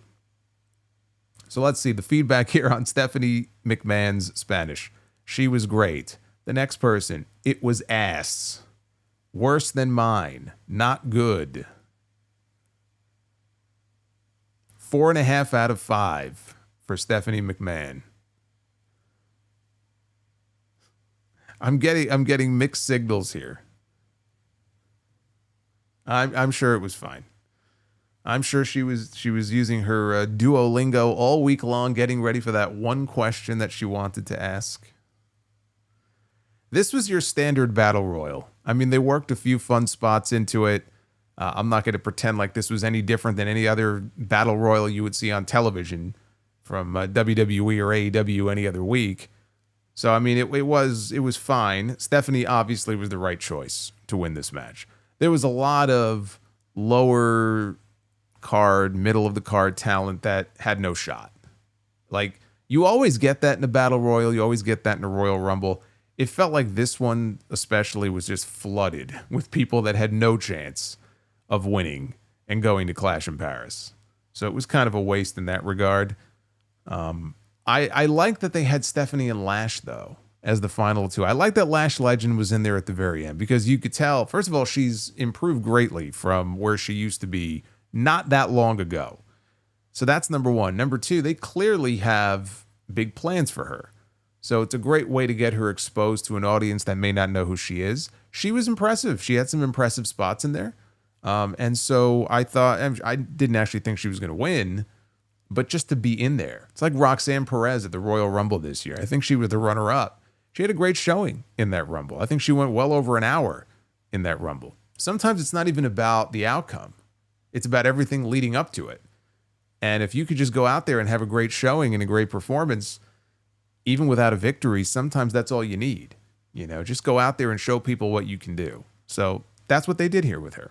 So I like the end of this. I thought that was good. Now she's going to get a championship match in Paris is Stephanie. And at this point in the show, I'm thinking, man, I'm really looking forward to this now because we're either going to get Stephanie and Rhea or we're going to get Stephanie and Io. And either way, we win.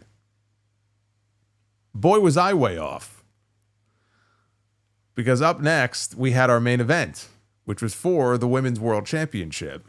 And it was Io Sky defending her title against the former champion, Rhea Ripley, who coming into this has not been able to figure out Io Sky. Io Sky has never lost in a singles match to Rhea Ripley. That was the story they were really focused, like hyper-focused on coming into this match. So there were some mind games being played by both women early on, and obviously coming out to the ring, they got a great response from the crowd. So they're playing cat and mouse and trying to get into each other's heads. A few minutes in, Io hit an Asai moonsault out to the floor. Io took her down with a crossface after this, and Wade Barrett said that Rhea was being out-wrestled and outmaneuvered, which sounds kind of redundant. It's kind of the same thing. But that's what was happening here, and he said that Ripley looked like a rag doll being thrown around at will, which is not something that she's used to experiencing. Usually she's the one doing the ragdolling. I'm sure she did that many times to Dirty Dom. So Ripley exerted her dominance soon enough and put Io down with a backbreaker, then picked her up in a suplex position, dropped her over the top rope, which caused her to bounce back into the ring. Ripley covered Io for a 2 count. A little while later, Io came back with a DDT. Then she sent Rhea to the floor, and she hit her with that crazy, out-of-control suicide dive, that tope suicida that we see her do. Back in the ring, Io hit a missile dropkick. Then she kipped up and pumped her arms. She does that thing. I'm telling you, man, when she starts pointing at herself, just everybody loses their minds. She's just so much fun to watch. You know, that's what makes her fun to watch. She's just very animated. I mean, not to mention, obviously, she's a great wrestler. But she's just there's a certain charisma, like a physical charisma that she has that you can't teach somebody. You can't teach somebody how to be charismatic if they don't have it within them to be charismatic. Right? If they have it within them, maybe you can try to pull it out of them. But some people have it and some people don't. Io has it in spades. For someone who, you know, obviously English is not her first language, promos are not her strong suit, she has a very effective way of communicating, even without words, communicating with the audience and making that connection. And that's a rare thing, and that's why she's been in the position that she's been in for many months now. Right? I mean, there's a reason for that. So Ripley came back very briefly. Io, though, caught her with a poison rana for a near fall.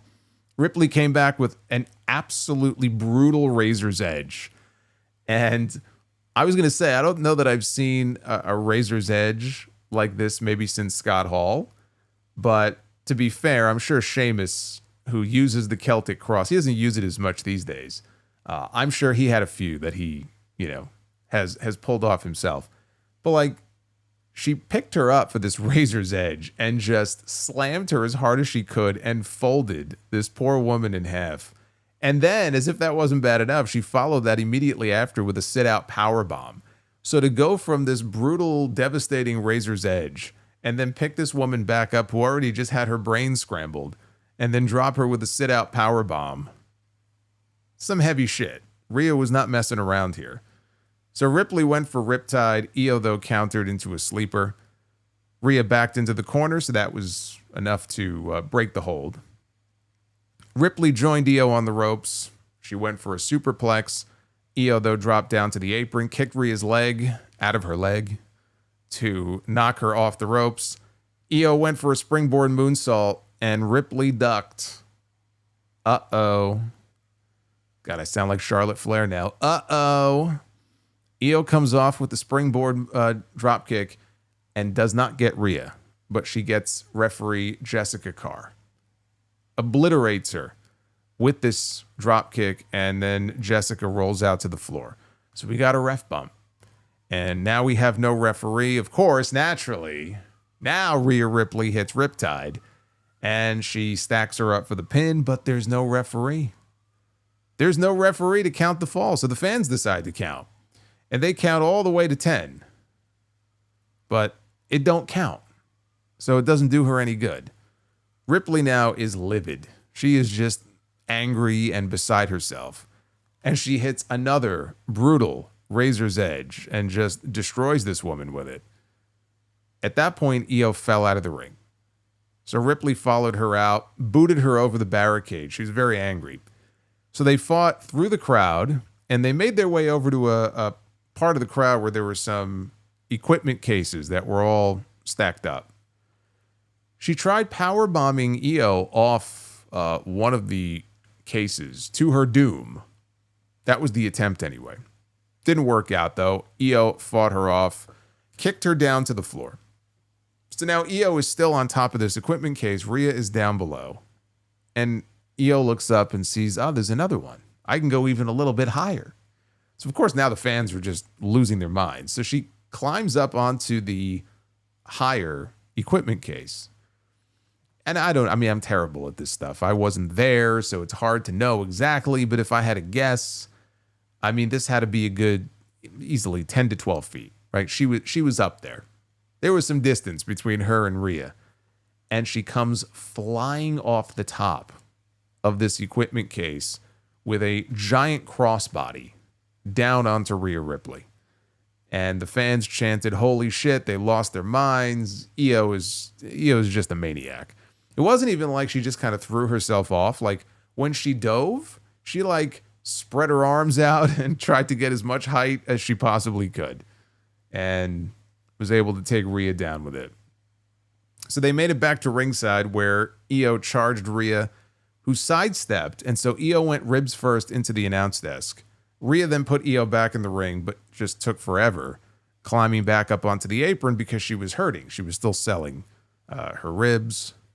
So she gets back up on the apron. Io then dives out. And in doing so, the idea was that she's going to grab Rhea and give her a sunset bomb onto the floor. Rhea held onto the ropes, but then she let go. Io's on the floor with her in a powerbomb position, and she just delivers a normal powerbomb on the floor outside. And even a normal powerbomb on the floor outside, I'm sure does not feel very good. So at that point, she put Rhea back in the ring. She climbs up and she goes for her over the moonsault. She is setting up for her finish. Now the camera is showing Jessica Carr stirring outside the ring. So the referee is getting back up at the most opportune time here. And Io comes flying off the top rope. She hits her over the moonsault. And as soon as she does, Jessica gets back in the ring. She counts the 1, she counts the 2, and then Rhea Ripley kicks out. And everybody loses their mind. This right here was just like the best near fall of the entire weekend. It was just the best. Like this is the exact reaction that you would hope for in a situation like this. Everybody was legitimately shocked. EO couldn't believe it. The announcers couldn't believe it. The fans couldn't believe it. And they just reacted to this in a major way because nobody was expecting her to kick out of this. So they both ended up after this on the top, where Rhea delivered an avalanche Spanish fly. So now both women are down. And at this point, we hear Naomi's music. And everybody goes crazy because they know what's about to happen. Oh boy, we're going to see a cash in. So here she comes, and she's got her Money in the Bank briefcase. And it looked like she was trying to sell a little bit because she got put through a table with Jaded earlier by Jade Cargill. So she was kind of sort of trying to still sell, but she was all very excited as she ran down to the ring to cash in. And she officially did so, handed the briefcase over. Alicia Taylor began to make the announcement that this is now a triple threat match. And it's funny because they rang the bell, but Alicia was not done making her announcement. So she finished her announcement, and then they had to ring the bell again. And so when they rang the bell for the second time, she whacked EO in the head with the briefcase. She launched Rhea shoulder first into the post, and Rhea fell out of the ring. Naomi followed with her split-legged moonsault on the champion. She landed it on Io Sky, and she pinned Io to win the Women's World Championship. Not the first time that Naomi has been a world champion, but the first time that she's held that particular world title with like the big gold design. Michael Cole said the entire world thought that Naomi was focused on Tiffany Stratton, but she shocked the world by cashing in on Io Sky. And Naomi celebrated in the aisleway. Pyro shot off as she celebrated in the aisle. And that is how they went off the air. When this was over, my reaction was, wow. That was an incredible main event. Let's just give them their flowers first, okay? Then we'll talk about the cash-in. Rhea Ripley and Io Sky went out there, and they had one of the best matches that you will see all year. Anywhere. Not just in WWE, but it truly was. And where it'll fall on the final list when this year is over, who knows? It may not even be in the top 5 or top 10. But for me, it was easily one of the best matches that I have seen this entire year. And I almost hate the fact that we got the cash in at the end, just because this match was so good. And they were cooking with oil, these two. And then, however many minutes in they were, at least 25 minutes probably. And for it to end in the way that it did, without a proper ending and a decisive ending with the two women who started the match, that, I don't want to say ruined the match, didn't ruin the match, but like that match deserved a proper finish. Like it was just so good. And I had a lot of fun watching this. The crowd obviously was all jacked up for this match. They were reacting huge to everything that they were doing. I mean, these are two of the most popular wrestlers on the entire roster, male or female. We know how popular Rhea Ripley is. I mean, it's insane, especially on social media, how popular she is. Io Sky is also very popular. She's very well liked. This was a breakout year for her. She's been there for years. So why now? Like, why did it feel like this was her breakout year? I don't know. That's just the way it goes sometimes. She's always been popular. But for whatever reason, this year, she really broke out in a big way. And her crowning achievement in this company is going to end up being that triple threat match at WrestleMania this year. But this match will be on that list as well. So I thought that this was a tremendous match. They went for the big shocking moment at the end, and that's what we got. And with that win, Naomi now moves over to Monday Night Raw. Poor Jimmy. Jimmy's all alone now. Jimmy no longer has his brother or his wife on the same brand with him. But the family is so fucking big that he still has a brother on that show. It's just a different brother. In fact, he was wrestling him last night. That's how big the family is. That's how many kids Rikishi has. Yet, whenever we hear from him, we only hear about the one. What about all the other ones? What does this mean for SummerSlam? That's the question now. What does this mean for SummerSlam? Are we looking at a triple threat match? Because that's kind of what it felt like coming out of this show. Are we looking at Naomi, Rhea, and Io? Because we got a triple threat match already here with them, right? We got that at the end of the show. Are they just going to run that back again? Or do they do Naomi against Rhea? Because Io was the one who took the fall. So Io got pinned. You could have Rhea come out tomorrow night and make the argument, I didn't get pinned. I got screwed. In fact, there's a reason why they gave Rhea that visual pin. When the referee got bumped and she hit Riptide and there was nobody there to count, that's the first thing that she should be arguing when she comes out tomorrow night. I got fucked over. I had the match won. I deserve a rematch. So take your pick. It's going to be one or the other. It's going to be Naomi and Rhea, or it's going to be another triple threat. I personally hope that it's a triple threat because Io Sky belongs in that mix. She might not win the championship back, but she belongs in that mix. If she's not included in that, she's going to get screwed because she's going to get completely overlooked at SummerSlam this year. And I think she deserves to be in that mix. And we know it's going to be a great match. So I personally hope that, she's involved in that in some way. I just think she's fantastic. I will say, and this is not a knock on Naomi really, but I was really looking forward to either Stephanie and Rhea or Stephanie and Io at Clash in Paris. Naomi against Stephanie, it just doesn't have that same level of attraction for me as far as a match in ring.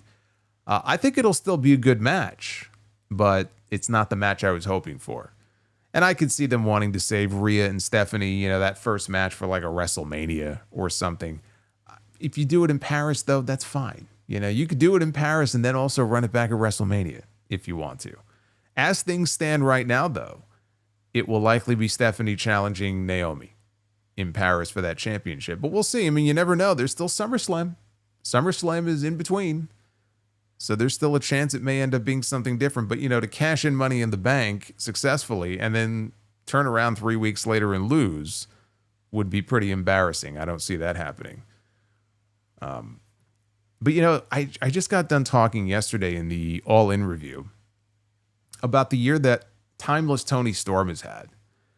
She had that incredible Hollywood ending match with Mariah May at Revolution.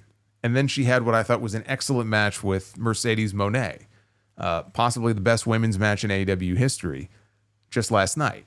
And she did that within 4 months of each other. Well, now you look at Io Sky. Io Sky went out there, and Rhea Ripley too. I can't leave her out of the conversation because she was part of the same match.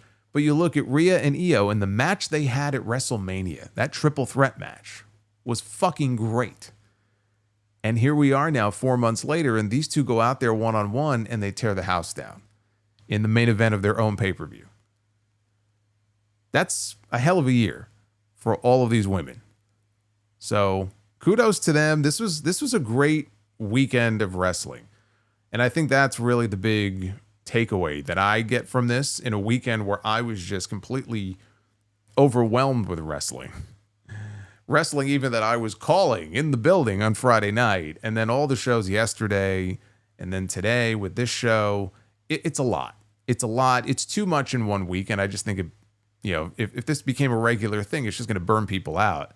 I'd like for them to space it out a little bit more, but we got a lot of great wrestling in the last 24 hours. And so that's a really cool thing, and I just hope the WWE will show these women a little more respect next time they're promoting a show like this, assuming we get another one and we don't have to wait another 7 years for it.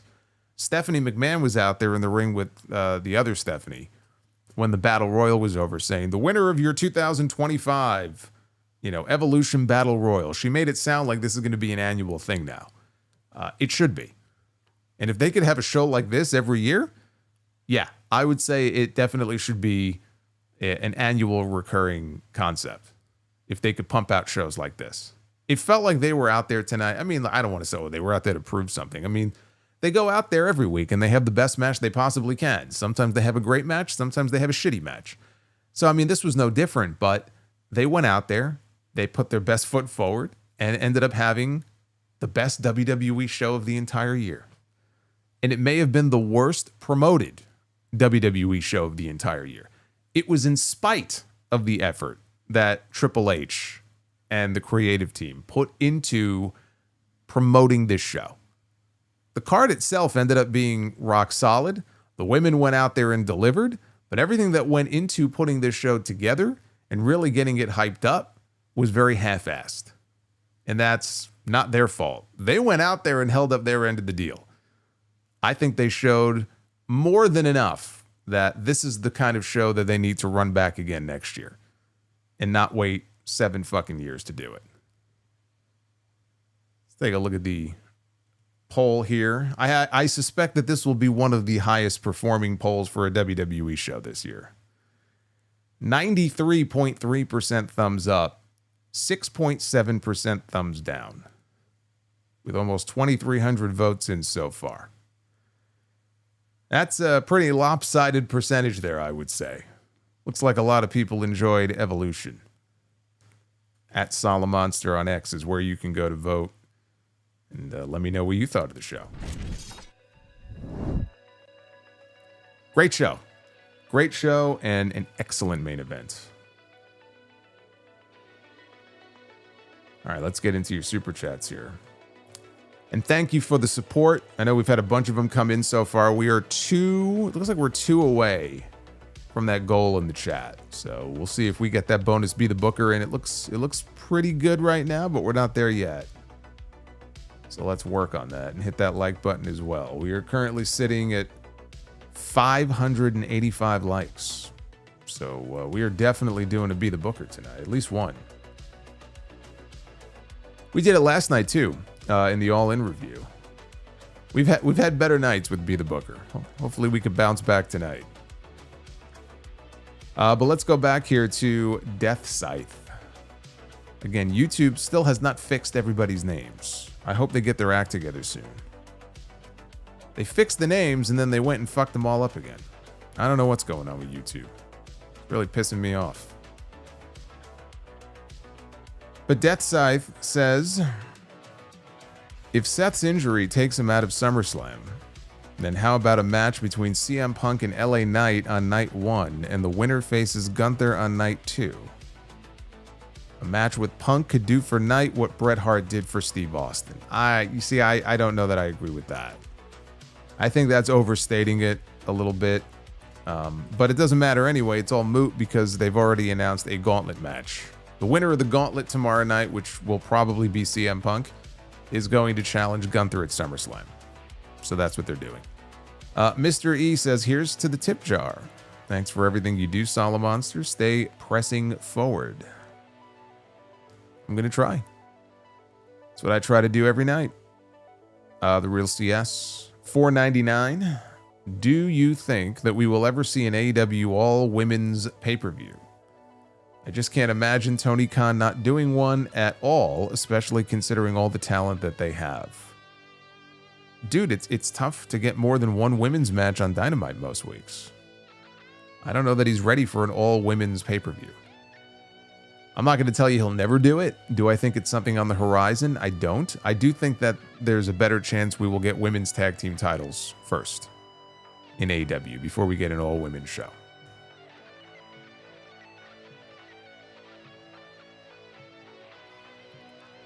He also says, it's probably just me, but I think Trish still has a few more years left in her. She always outperforms every time she competes. Well, in her own words, apparently, at the post-show tonight, she's not done. We're going to see more of her.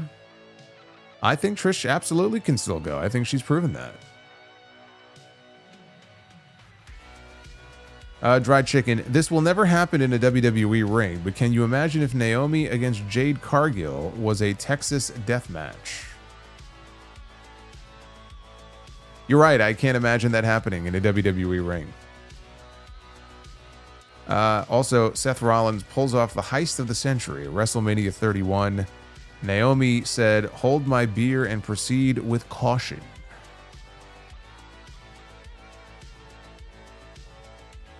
I was happy for her. Yeah, that was a big moment for her. She was sort of treated like a background player for a long time there after she came back. She lost a lot of matches. And so now it's finally her turn to have the spotlight. The heel turn did a world of good for her. I mean, she needed that heel turn in the worst way. Ravens fan, 94. Tonight just proved how boring men's wrestling is. I think you should go check out that pay-per-view from yesterday. If you believe that all men's wrestling is boring. Also, the ladies just put on the WWE Show of the Year, and they did it without Travis Scott, Logan Paul, or Jelly Roll. I just know Big Nose Hunter is steaming. That is from Ravens fan.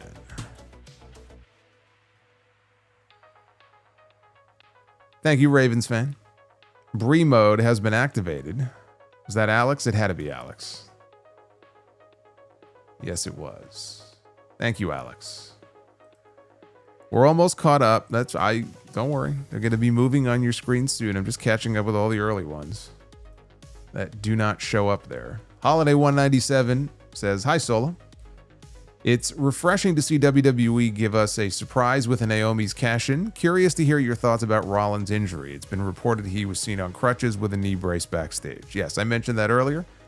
You can get my full thoughts on the Rollins thing on the podcast today. I get into all of that on Sound Off 920. Jungle Batman 90. How long do you think Naomi will hold the Women's World Championship? At least a few months. I mean, I don't know that I see her holding it all the way to WrestleMania necessarily, but I don't think they're going to take it away from her that quickly. She should have it for a while. Alfonso. Really good show. The real Blake Monroe has arrived. Ready for them. Heels to faces. Justice for Julia. Thank you, Alfonso. Ravens fan, also shout out Atlanta. It's amazing how great a show can be when you have people in the crowd who actually like wrestling. Stop pricing people out. Say it louder for the people in the back. Duff's Vids with a 1999. Look at this. Little mini bomb. Fire show tonight. Evolution over Saturday night's main event. 8 out of 10. We love you, Solo. Evolution over Saturday night's main event. I mean, take the local fucking news at 10 o'clock over Saturday night's main event. The Randy Bobandy, people who stopped, also with the 1999, people who stopped watching WWE women's wrestling after this show. Just when I thought I was out, they pulled me back in.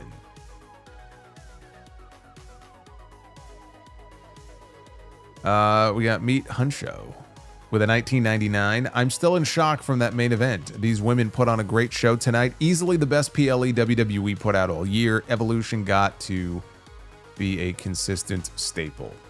I mean, look, this Evolution blew the first one out of the water. And if Triple H and the powers that be in this company, him and Nick Khan, really, watch this show and don't think that it's worthy of being brought back again, then I don't know what they're watching. I think they need to get their eyes checked. I think they got the message loud and clear, though, tonight. I suspect they did. Row Roman Reigns gently down the stream. Row Roman Reigns gently down the stream. The Juliet. Rowing Roman down the stream. You know where he's rowing Roman? All the way to probably Monday Night Raw or SmackDown this week. He's on his way. And we hit that second goal in the chat. 10 out of 10.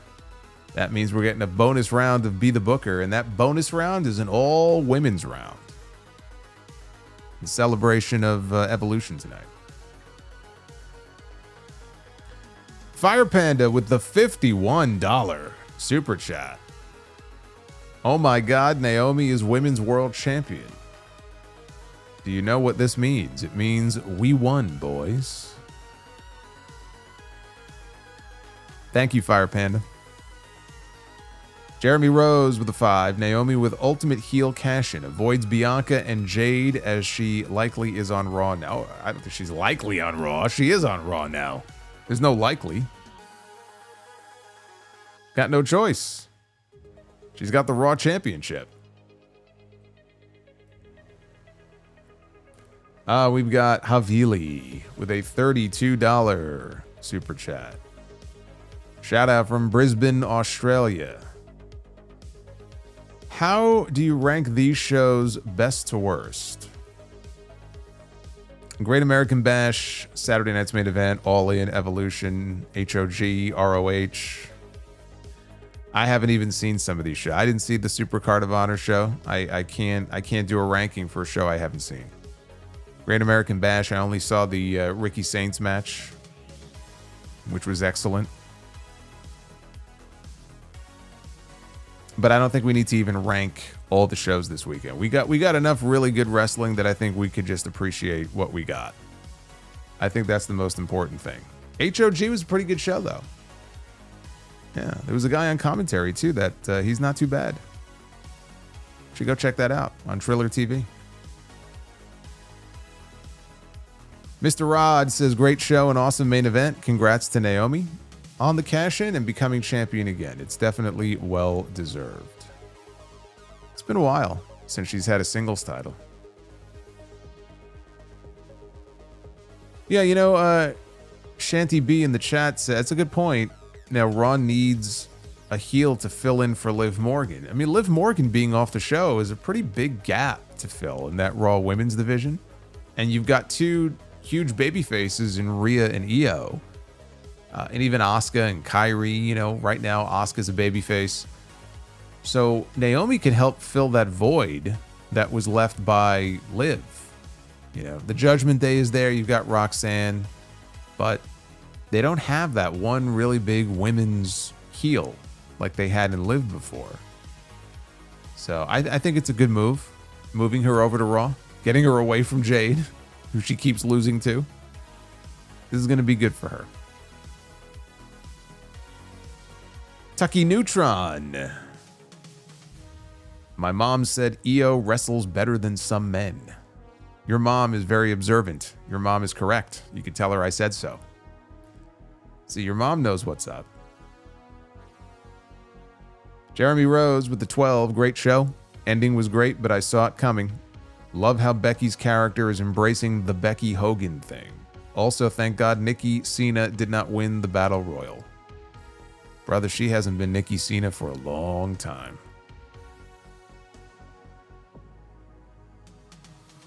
Also, Liv Roxanne feud is going to be fire after Roxanne steals her boyfriend and her best friend. Nice PLE with a lot of matches and not be 6 hours. It was a good length. That I will agree with you on. It did not overstay its welcome.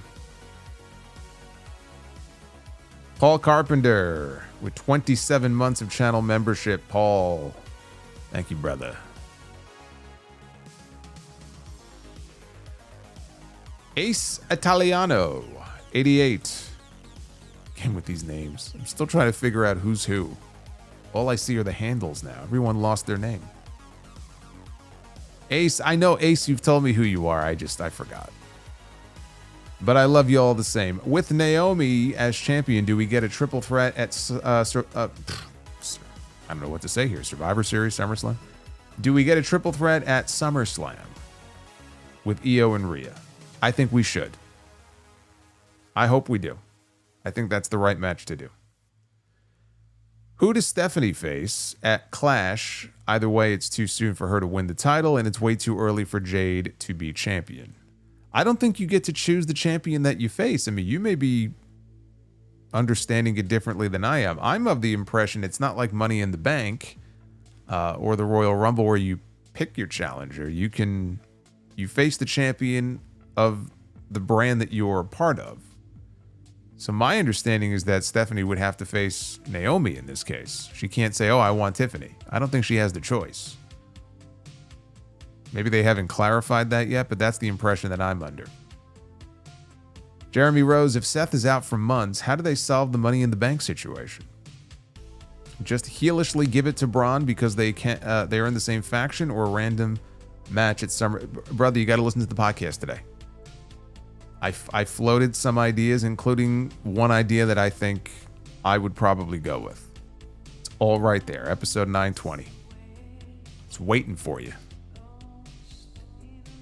Joseph, Dave Meltzer, and Joey Numbers. of Wrestling Soup against the Wyatt Six for the tag team titles in a New York City street fight for SummerSlam.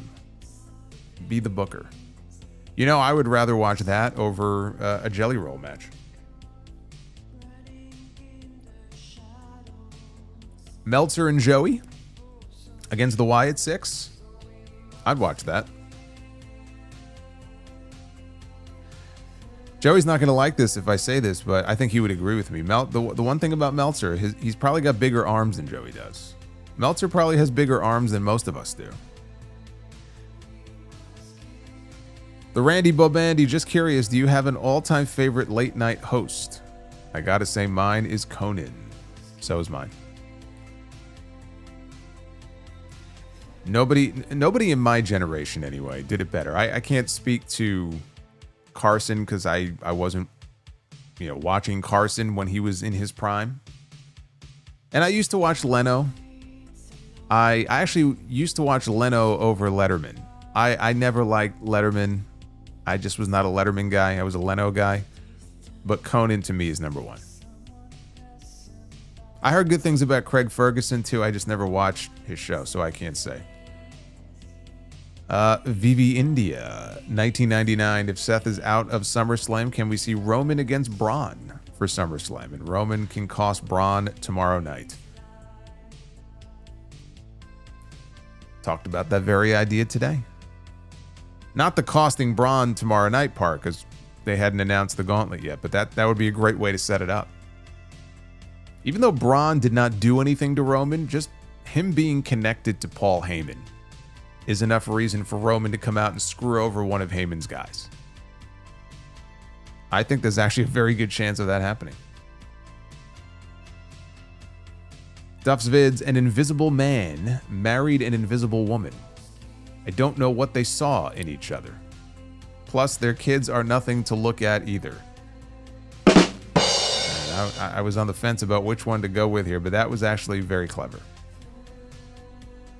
That was actually very clever. I like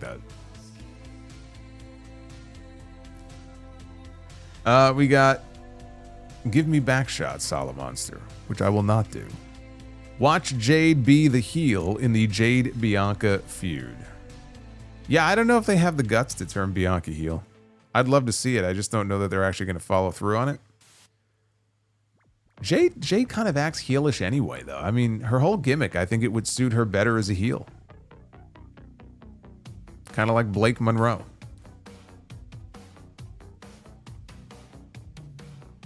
Got Final Oven Mint.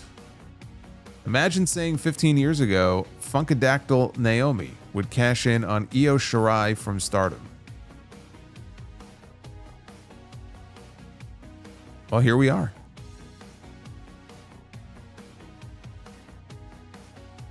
Oh, Breaker speared Roman through a barricade. Oh, that's right. Yeah, it was one spear. Well, you know what? Well, there you go. There's a built-in reason. He put his hands on him.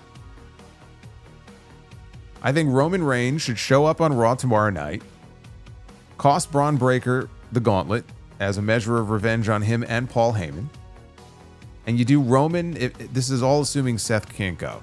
You do Roman against Braun Breaker. It'd be a huge match for Braun Breaker. Huge. Outside of maybe Cody, there's no bigger opponent that Braun Breaker could match up with. So, I would do that. We got Broly with the $4.99. Compare this show to every Saturday night's main event this year, and you see everything that's wrong with WWE. Tonight was perfect. Everything got time and less interference. Well, I mean, it's also a product of not airing on network television. Duff's Vids, did you know that Spider-Man has a jacket made entirely of Mediterranean flatbread? He calls it his pita parka. His pita parka. His pita parka. Wow.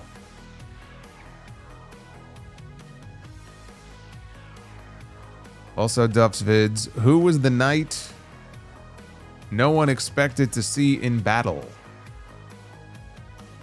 Sir Surprise?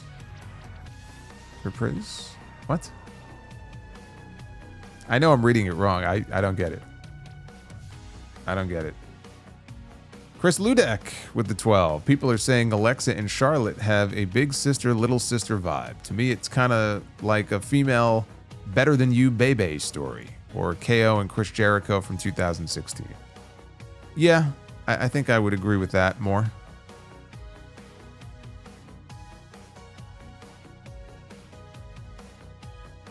Power Spying Games. Michael Cole deserves the laughing buzzard tonight. I think Michael Cole needs about as much sleep as I need right now.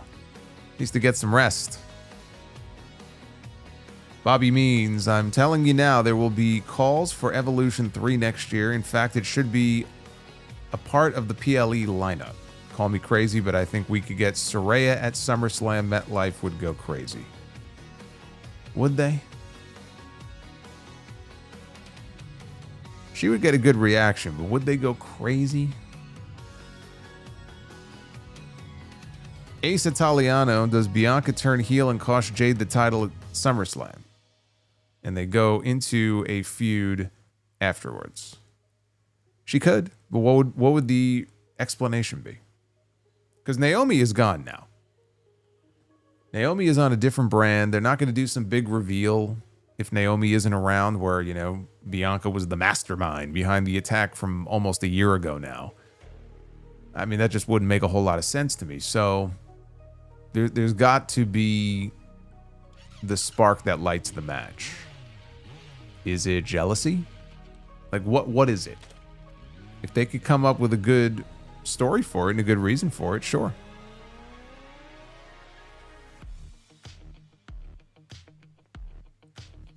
Maybe it's as simple as jealousy, Jade being the shiny new toy.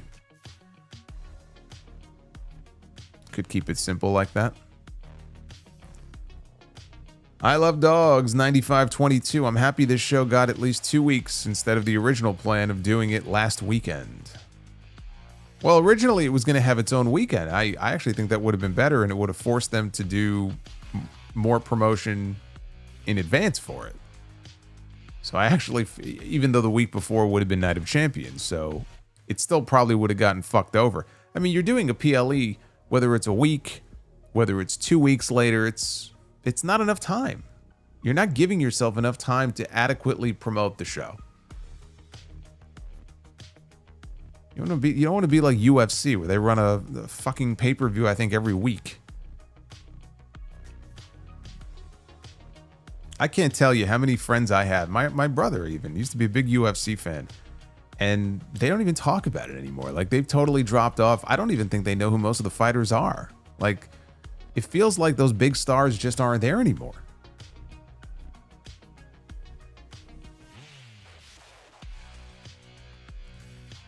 Final Oven Mint. Where does the SmackDown Women's Division go now?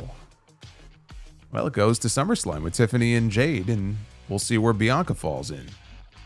Julia is going to continue feuding with Zelina Vega right now, it looks like. We got a good look at Sol Ruca on SmackDown right this past week. So I think we'll probably get 1 or 2 new faces. Jordynne Grace is someone who, after this match that she'll have soon with Mariah May, I could see her being called up to SmackDown. I think it'll be fine. William, $20 super chat. When I see Stephanie Vicaire execute that move, I wonder how badly she's damaging her knees. 1 more orange super chat for the cause. Be well, Solomonster. Thank you, William. Yeah, it probably isn't great on her knees, but if she's got solid knee pads on, at least she'll be okay. Jeremy Rose. Think the main event had a proper finish. They both protected. Neither deserved to lose tonight. Rhea will get her win versus Io at a future WrestleMania. I would love it if she did, if they got a WrestleMania match out of it, but I also don't necessarily agree with this logic of, you know, it protected them both. Like, there are times where, okay, you want to protect somebody, But I feel like that's one of the issues that we have, is that far too often Triple H and these promoters, like, everybody has to be protected at all times. You know, and it's like, when nobody wins, we all lose. Like, sometimes you got to beat people. You have a wrestling match. There's a winner and there's a loser. And you can't be afraid to beat somebody. It's not like these two women, if they take a loss, they're done. Right? I mean, they're in a pretty good position. They'll be okay. They'll survive it. Sometimes you have to give people an actual finish. You have to give people an actual win. So here they chose to do the cash in, and that's fine. I'm just saying, it was such a great match. I wish it could have been completed with a clean finish, and maybe then do the cash in.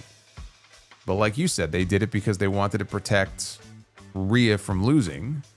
Because obviously they didn't want her getting the championship yet. But keep in mind something else, and I've been pointing this out lately. They have a PLE coming up in Perth in October. So Naomi just cashed in and won the championship. Stephanie is going to get a shot at Clash in Paris. She's not going to win. Rhea Ripley is... I just can't imagine that Rhea Ripley does not challenge for and probably win the championship in Perth. I think the fact that she didn't win tonight, and I don't see her winning at SummerSlam either, because that would be very quick to end Naomi's reign. But they may give Naomi a few months and then in October switch the belt over to Rhea to give her that win in Australia.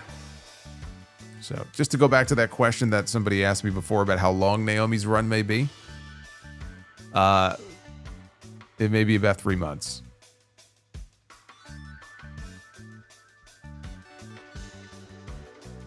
Havili. Number 18 of SummerSlam's greatest matches countdown is Jeff Hardy against CM Punk, Tony against Mercedes, or Rhea against Io. Are you doing a rematch with Mason against Fatu? We'll see, man. We had no clear-cut winner because they just brawled all over the place. It was madness on Friday night in our winner-take-all match. I'm sure that's not the last time we've seen Charles Mason and Zilla Fatu one-on-one. Tony and Mercedes and Rhea and Io, I love them both. I love them both.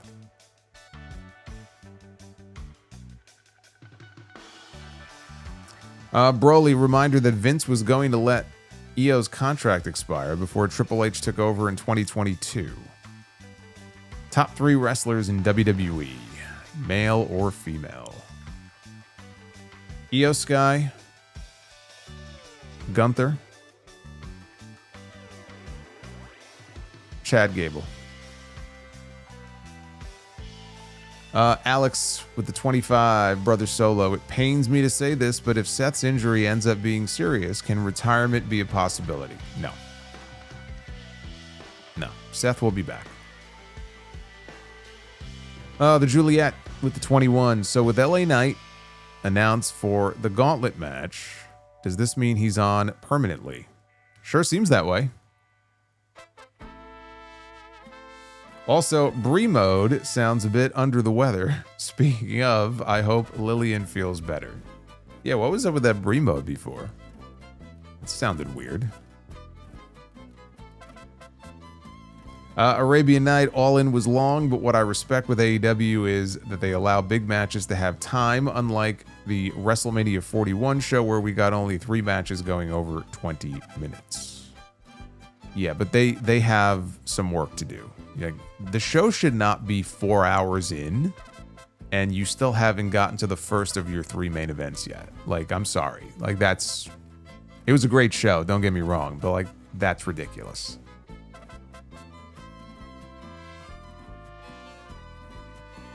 Sick Mundus.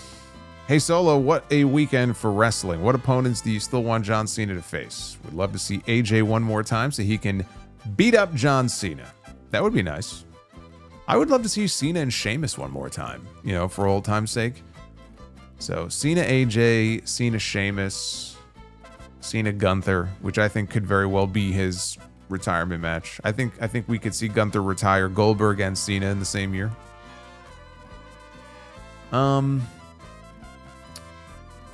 You know, look, forgive me for not being overly enthusiastic about wanting to see John Cena in singles matches anymore.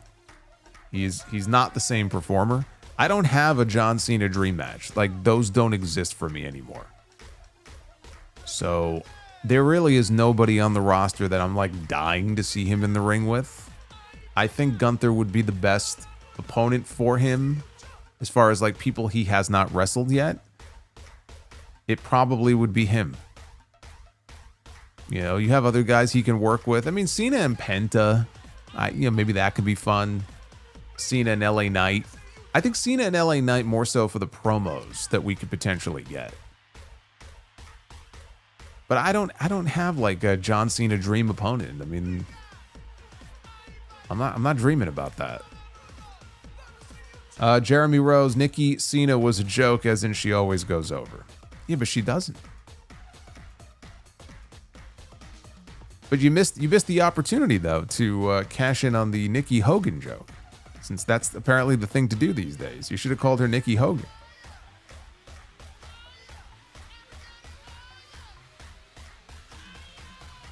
Cena and McIntyre. Yeah, I mean, Cena and McIntyre could be an option. But again, I'm not like clamoring for it.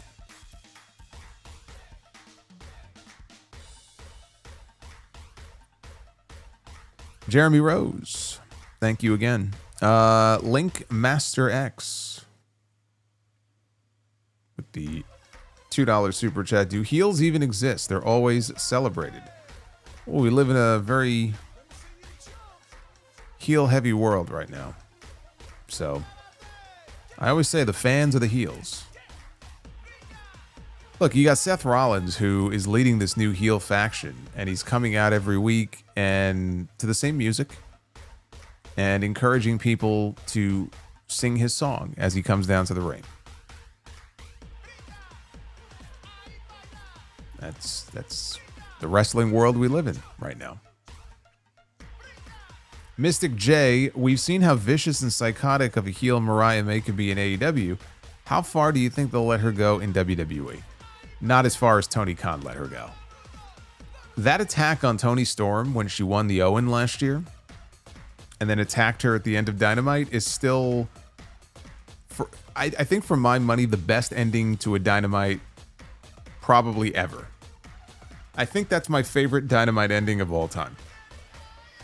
I actually went back and watched it again. It came up on my feed and I watched it again. It was so great. Just how sudden it was and how vicious it was. And kudos to the production team too. The way they shot it, and it was so great. I don't think we're going to see Mariah allowed to be that vicious in WWE. Unfortunately. Jeremy says, if Braun versus Roman at SummerSlam, since Roman is part-time and about to film a movie, does Braun go over? Maybe with Heyman's help. Oh, Braun should go over. Braun should absolutely go over if they do that match. And Rob, won't they do the champion versus champion in Australia like last year? So Rhea cannot challenge if that is the case. Well, I don't know that they're going to do that again. I hope they don't do that again. I hope that doesn't become a regular thing. I just think it's very stupid. I mean, we got Cody and Gunther, which was a fine match, but I just don't like, this is the same bullshit they used to do with Brand Warfare at Survivor Series. And we got some great matches out of it. Don't get me wrong. We got Brock Lesnar and Bryan Danielson and Brock Lesnar and AJ Styles. Those two are the ones that really stand out to me. But this idea that you're taking the champion from Raw, the champion from SmackDown, somebody's got to lose. There's nothing on the line except pride and bragging rights. Like, I just think it's very counterproductive. I just wouldn't even do it. I'm hoping they get away from that. I don't know what they're going to do. Look, they have crown jewel championships that are stowed away in Saudi Arabia. Are those titles going to be defended? I mean, how's that even work? Liv Morgan was the last Crown Jewel champion. Do the champions from last year defend those titles? I mean, I don't know. Can't happen now. Not with Liv. Right? I think Cody won the other belt. So I don't know. You may end up being right. If they do champion against champion, then I guess Rhea would have to win the belt before. And maybe she could go into it defending. I don't know. I don't know if it's going to be reworked now that the show is in a different country. I don't know.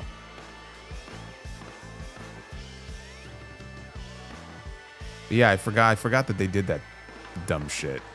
Forgot about that. Anyway, let's migrate on over to Be the Booker, because you guys killed it on the likes. Keep hitting that thumbs up, and we hit our secondary goal as well, which is awesome.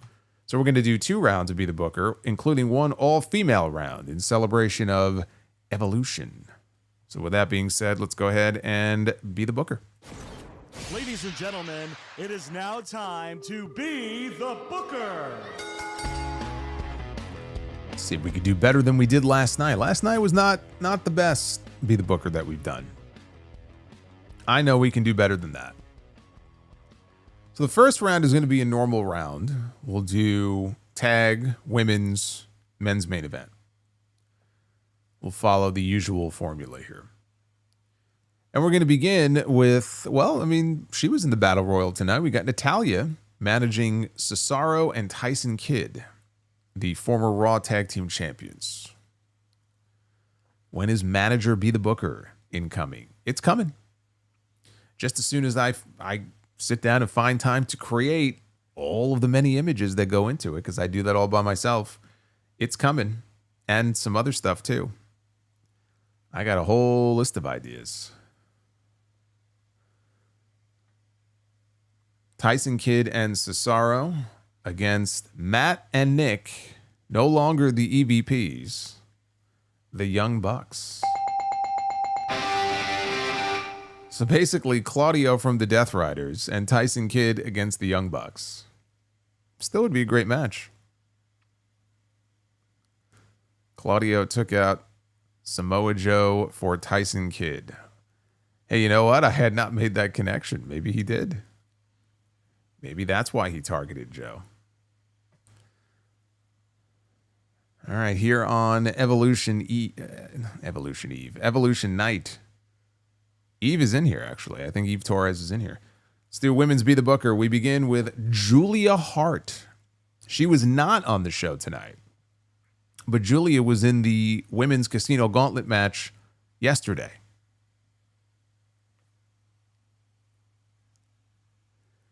And it will be Julia Hart going one-on-one with, oh my goodness. Oh, wait a minute. No, that's not fair. Oh my God, Mercedes Moné has exercised her creative control and has taken the match away from Mariah May. Look at this. She has exercised her creative control and said, I want the match against Julia Hart. And to be fair, I think it would be a good match, but it landed on Mariah. I was about to say, man, I just got done talking about that angle.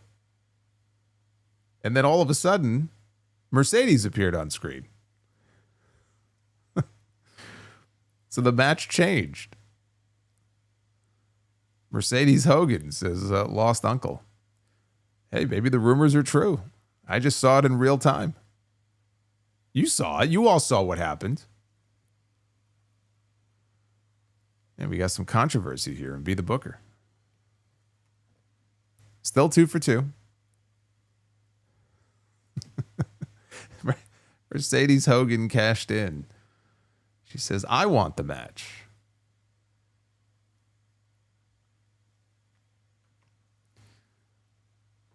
Bruno Sammartino, the longest reigning WWE champion of all time, is in our main event. You know how many sellouts this man had at Madison Square Garden? Of course he's in the main event. Where else would he be?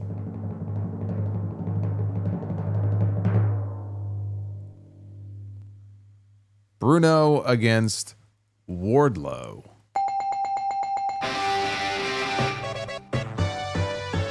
You know, Wardlow, kind of body-wise, is almost like a modern-day Bruno, if you compare those two images. Wardlow just got done filming American Gladiators, which is being hosted by The Miz. I might have to check that out when that starts airing. Is that on Peacock? I think it's on Peacock. Oh, maybe it's not on Peacock. Is that HBO Max or Peacock? I don't know. There's just so many fucking services now. My God. I don't even know what airs where anymore. You got Netflix, you got Hulu, you got Max, which is now HBO Max again. It never should have not been HBO Max, but now it's back to HBO Max. You got Peacock, you got Pluto, you got... What else is there? I know I'm missing a whole bunch of them. Prime, right? Prime Video. Well, hey, we got a clean sweep. That's always a good thing. I like that. Oh, it's on Amazon Prime. Look at that. I got the streaming service completely wrong. It's not on Max or Peacock. It's on Amazon Prime. Yeah, but it's not there now.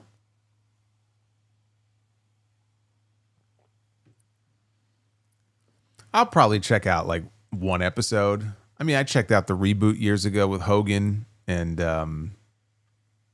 Layla Ali. And then I think I watched 2 episodes and I just fell out of it. Like nothing will ever match the original. But I'll check it out. All right, so we're doing a second round here. And all of these matches, we're going to do 3 matches.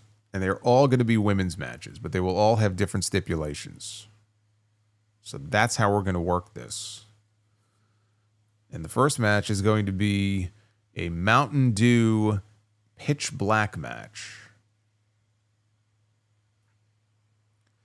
I don't like this already.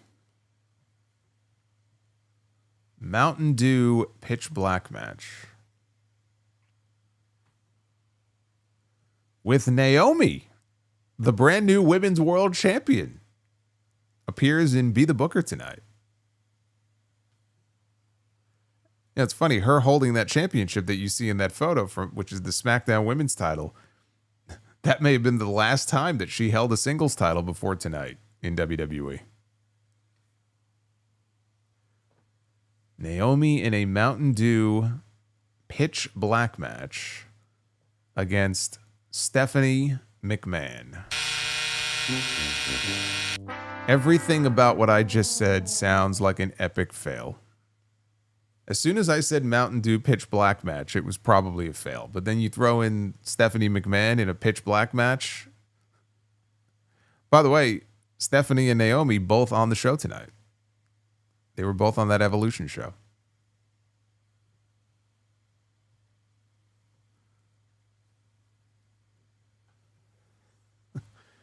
All right, women's match number 2 is going to be a last man standing match. Well,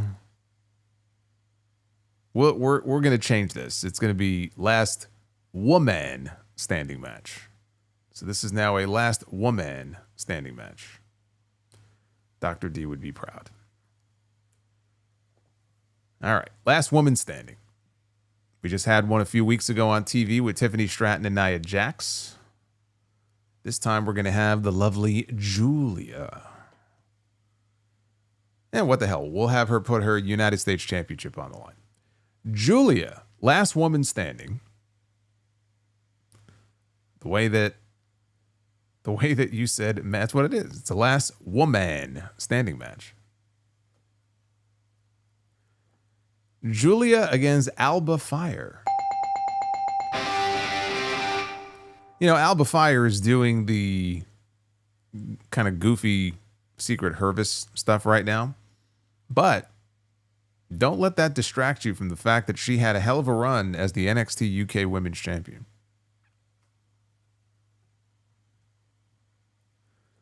And our main event of the evening. Can this top Rhea Ripley and Io Sky?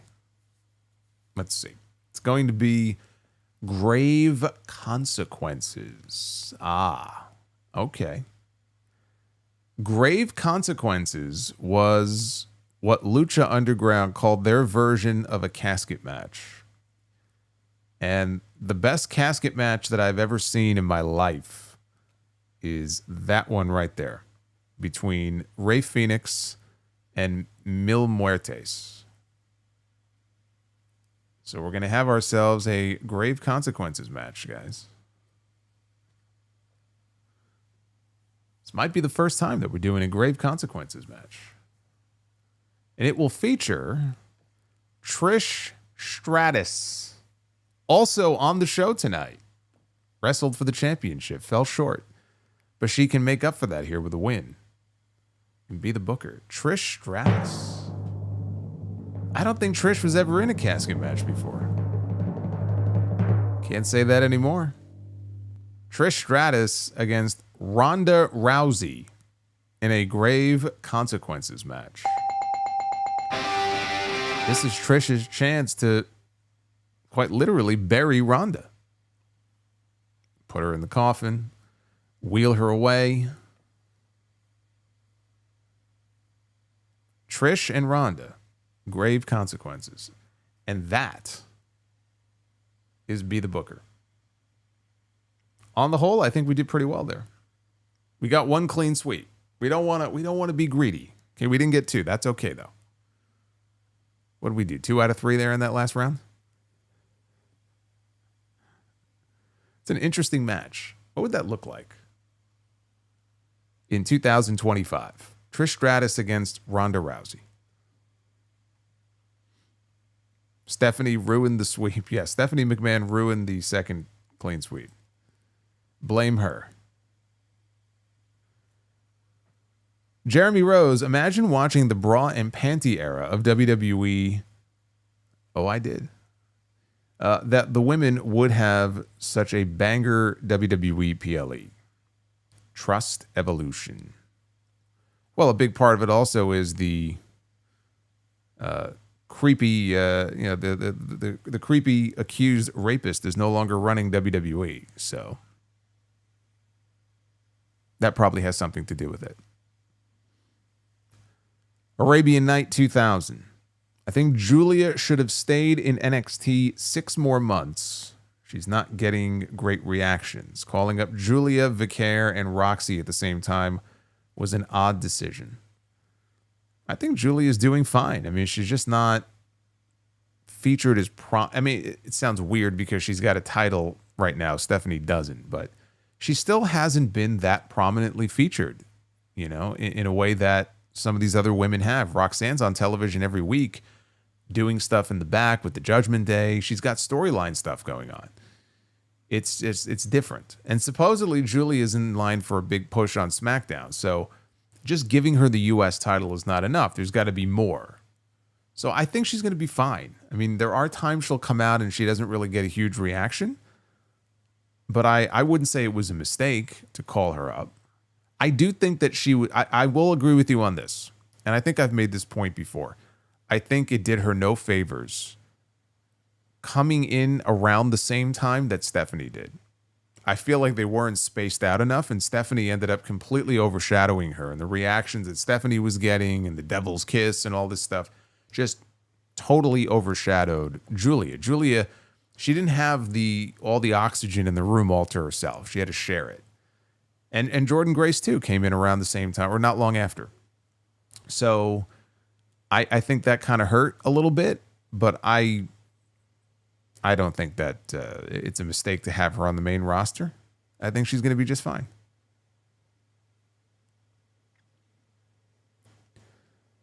And Retro KOH, celebrating 28 months of channel membership. Hope you're all doing well.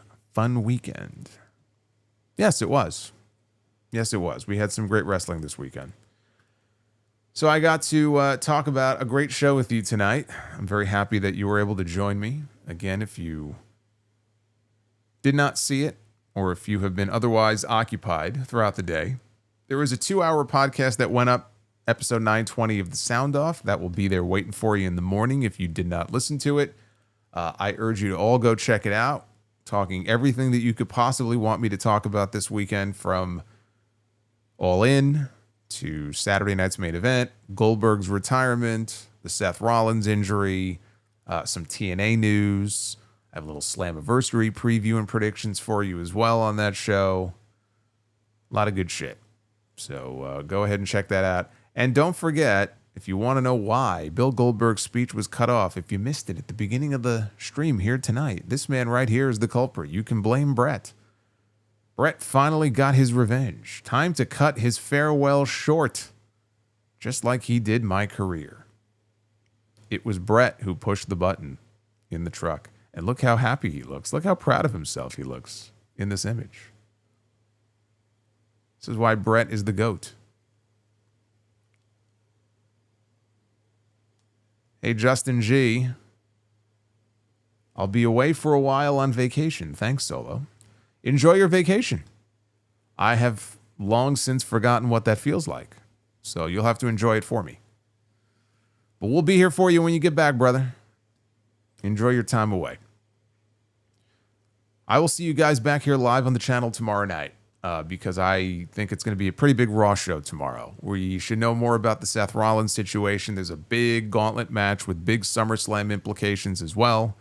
So I will see you here for the Raw post show tomorrow night. And again, go back and check out episode 920 of The Sound Off for your listening pleasure. Be well, stay safe, and I'll see you back here for Raw tomorrow night. Until then, take care.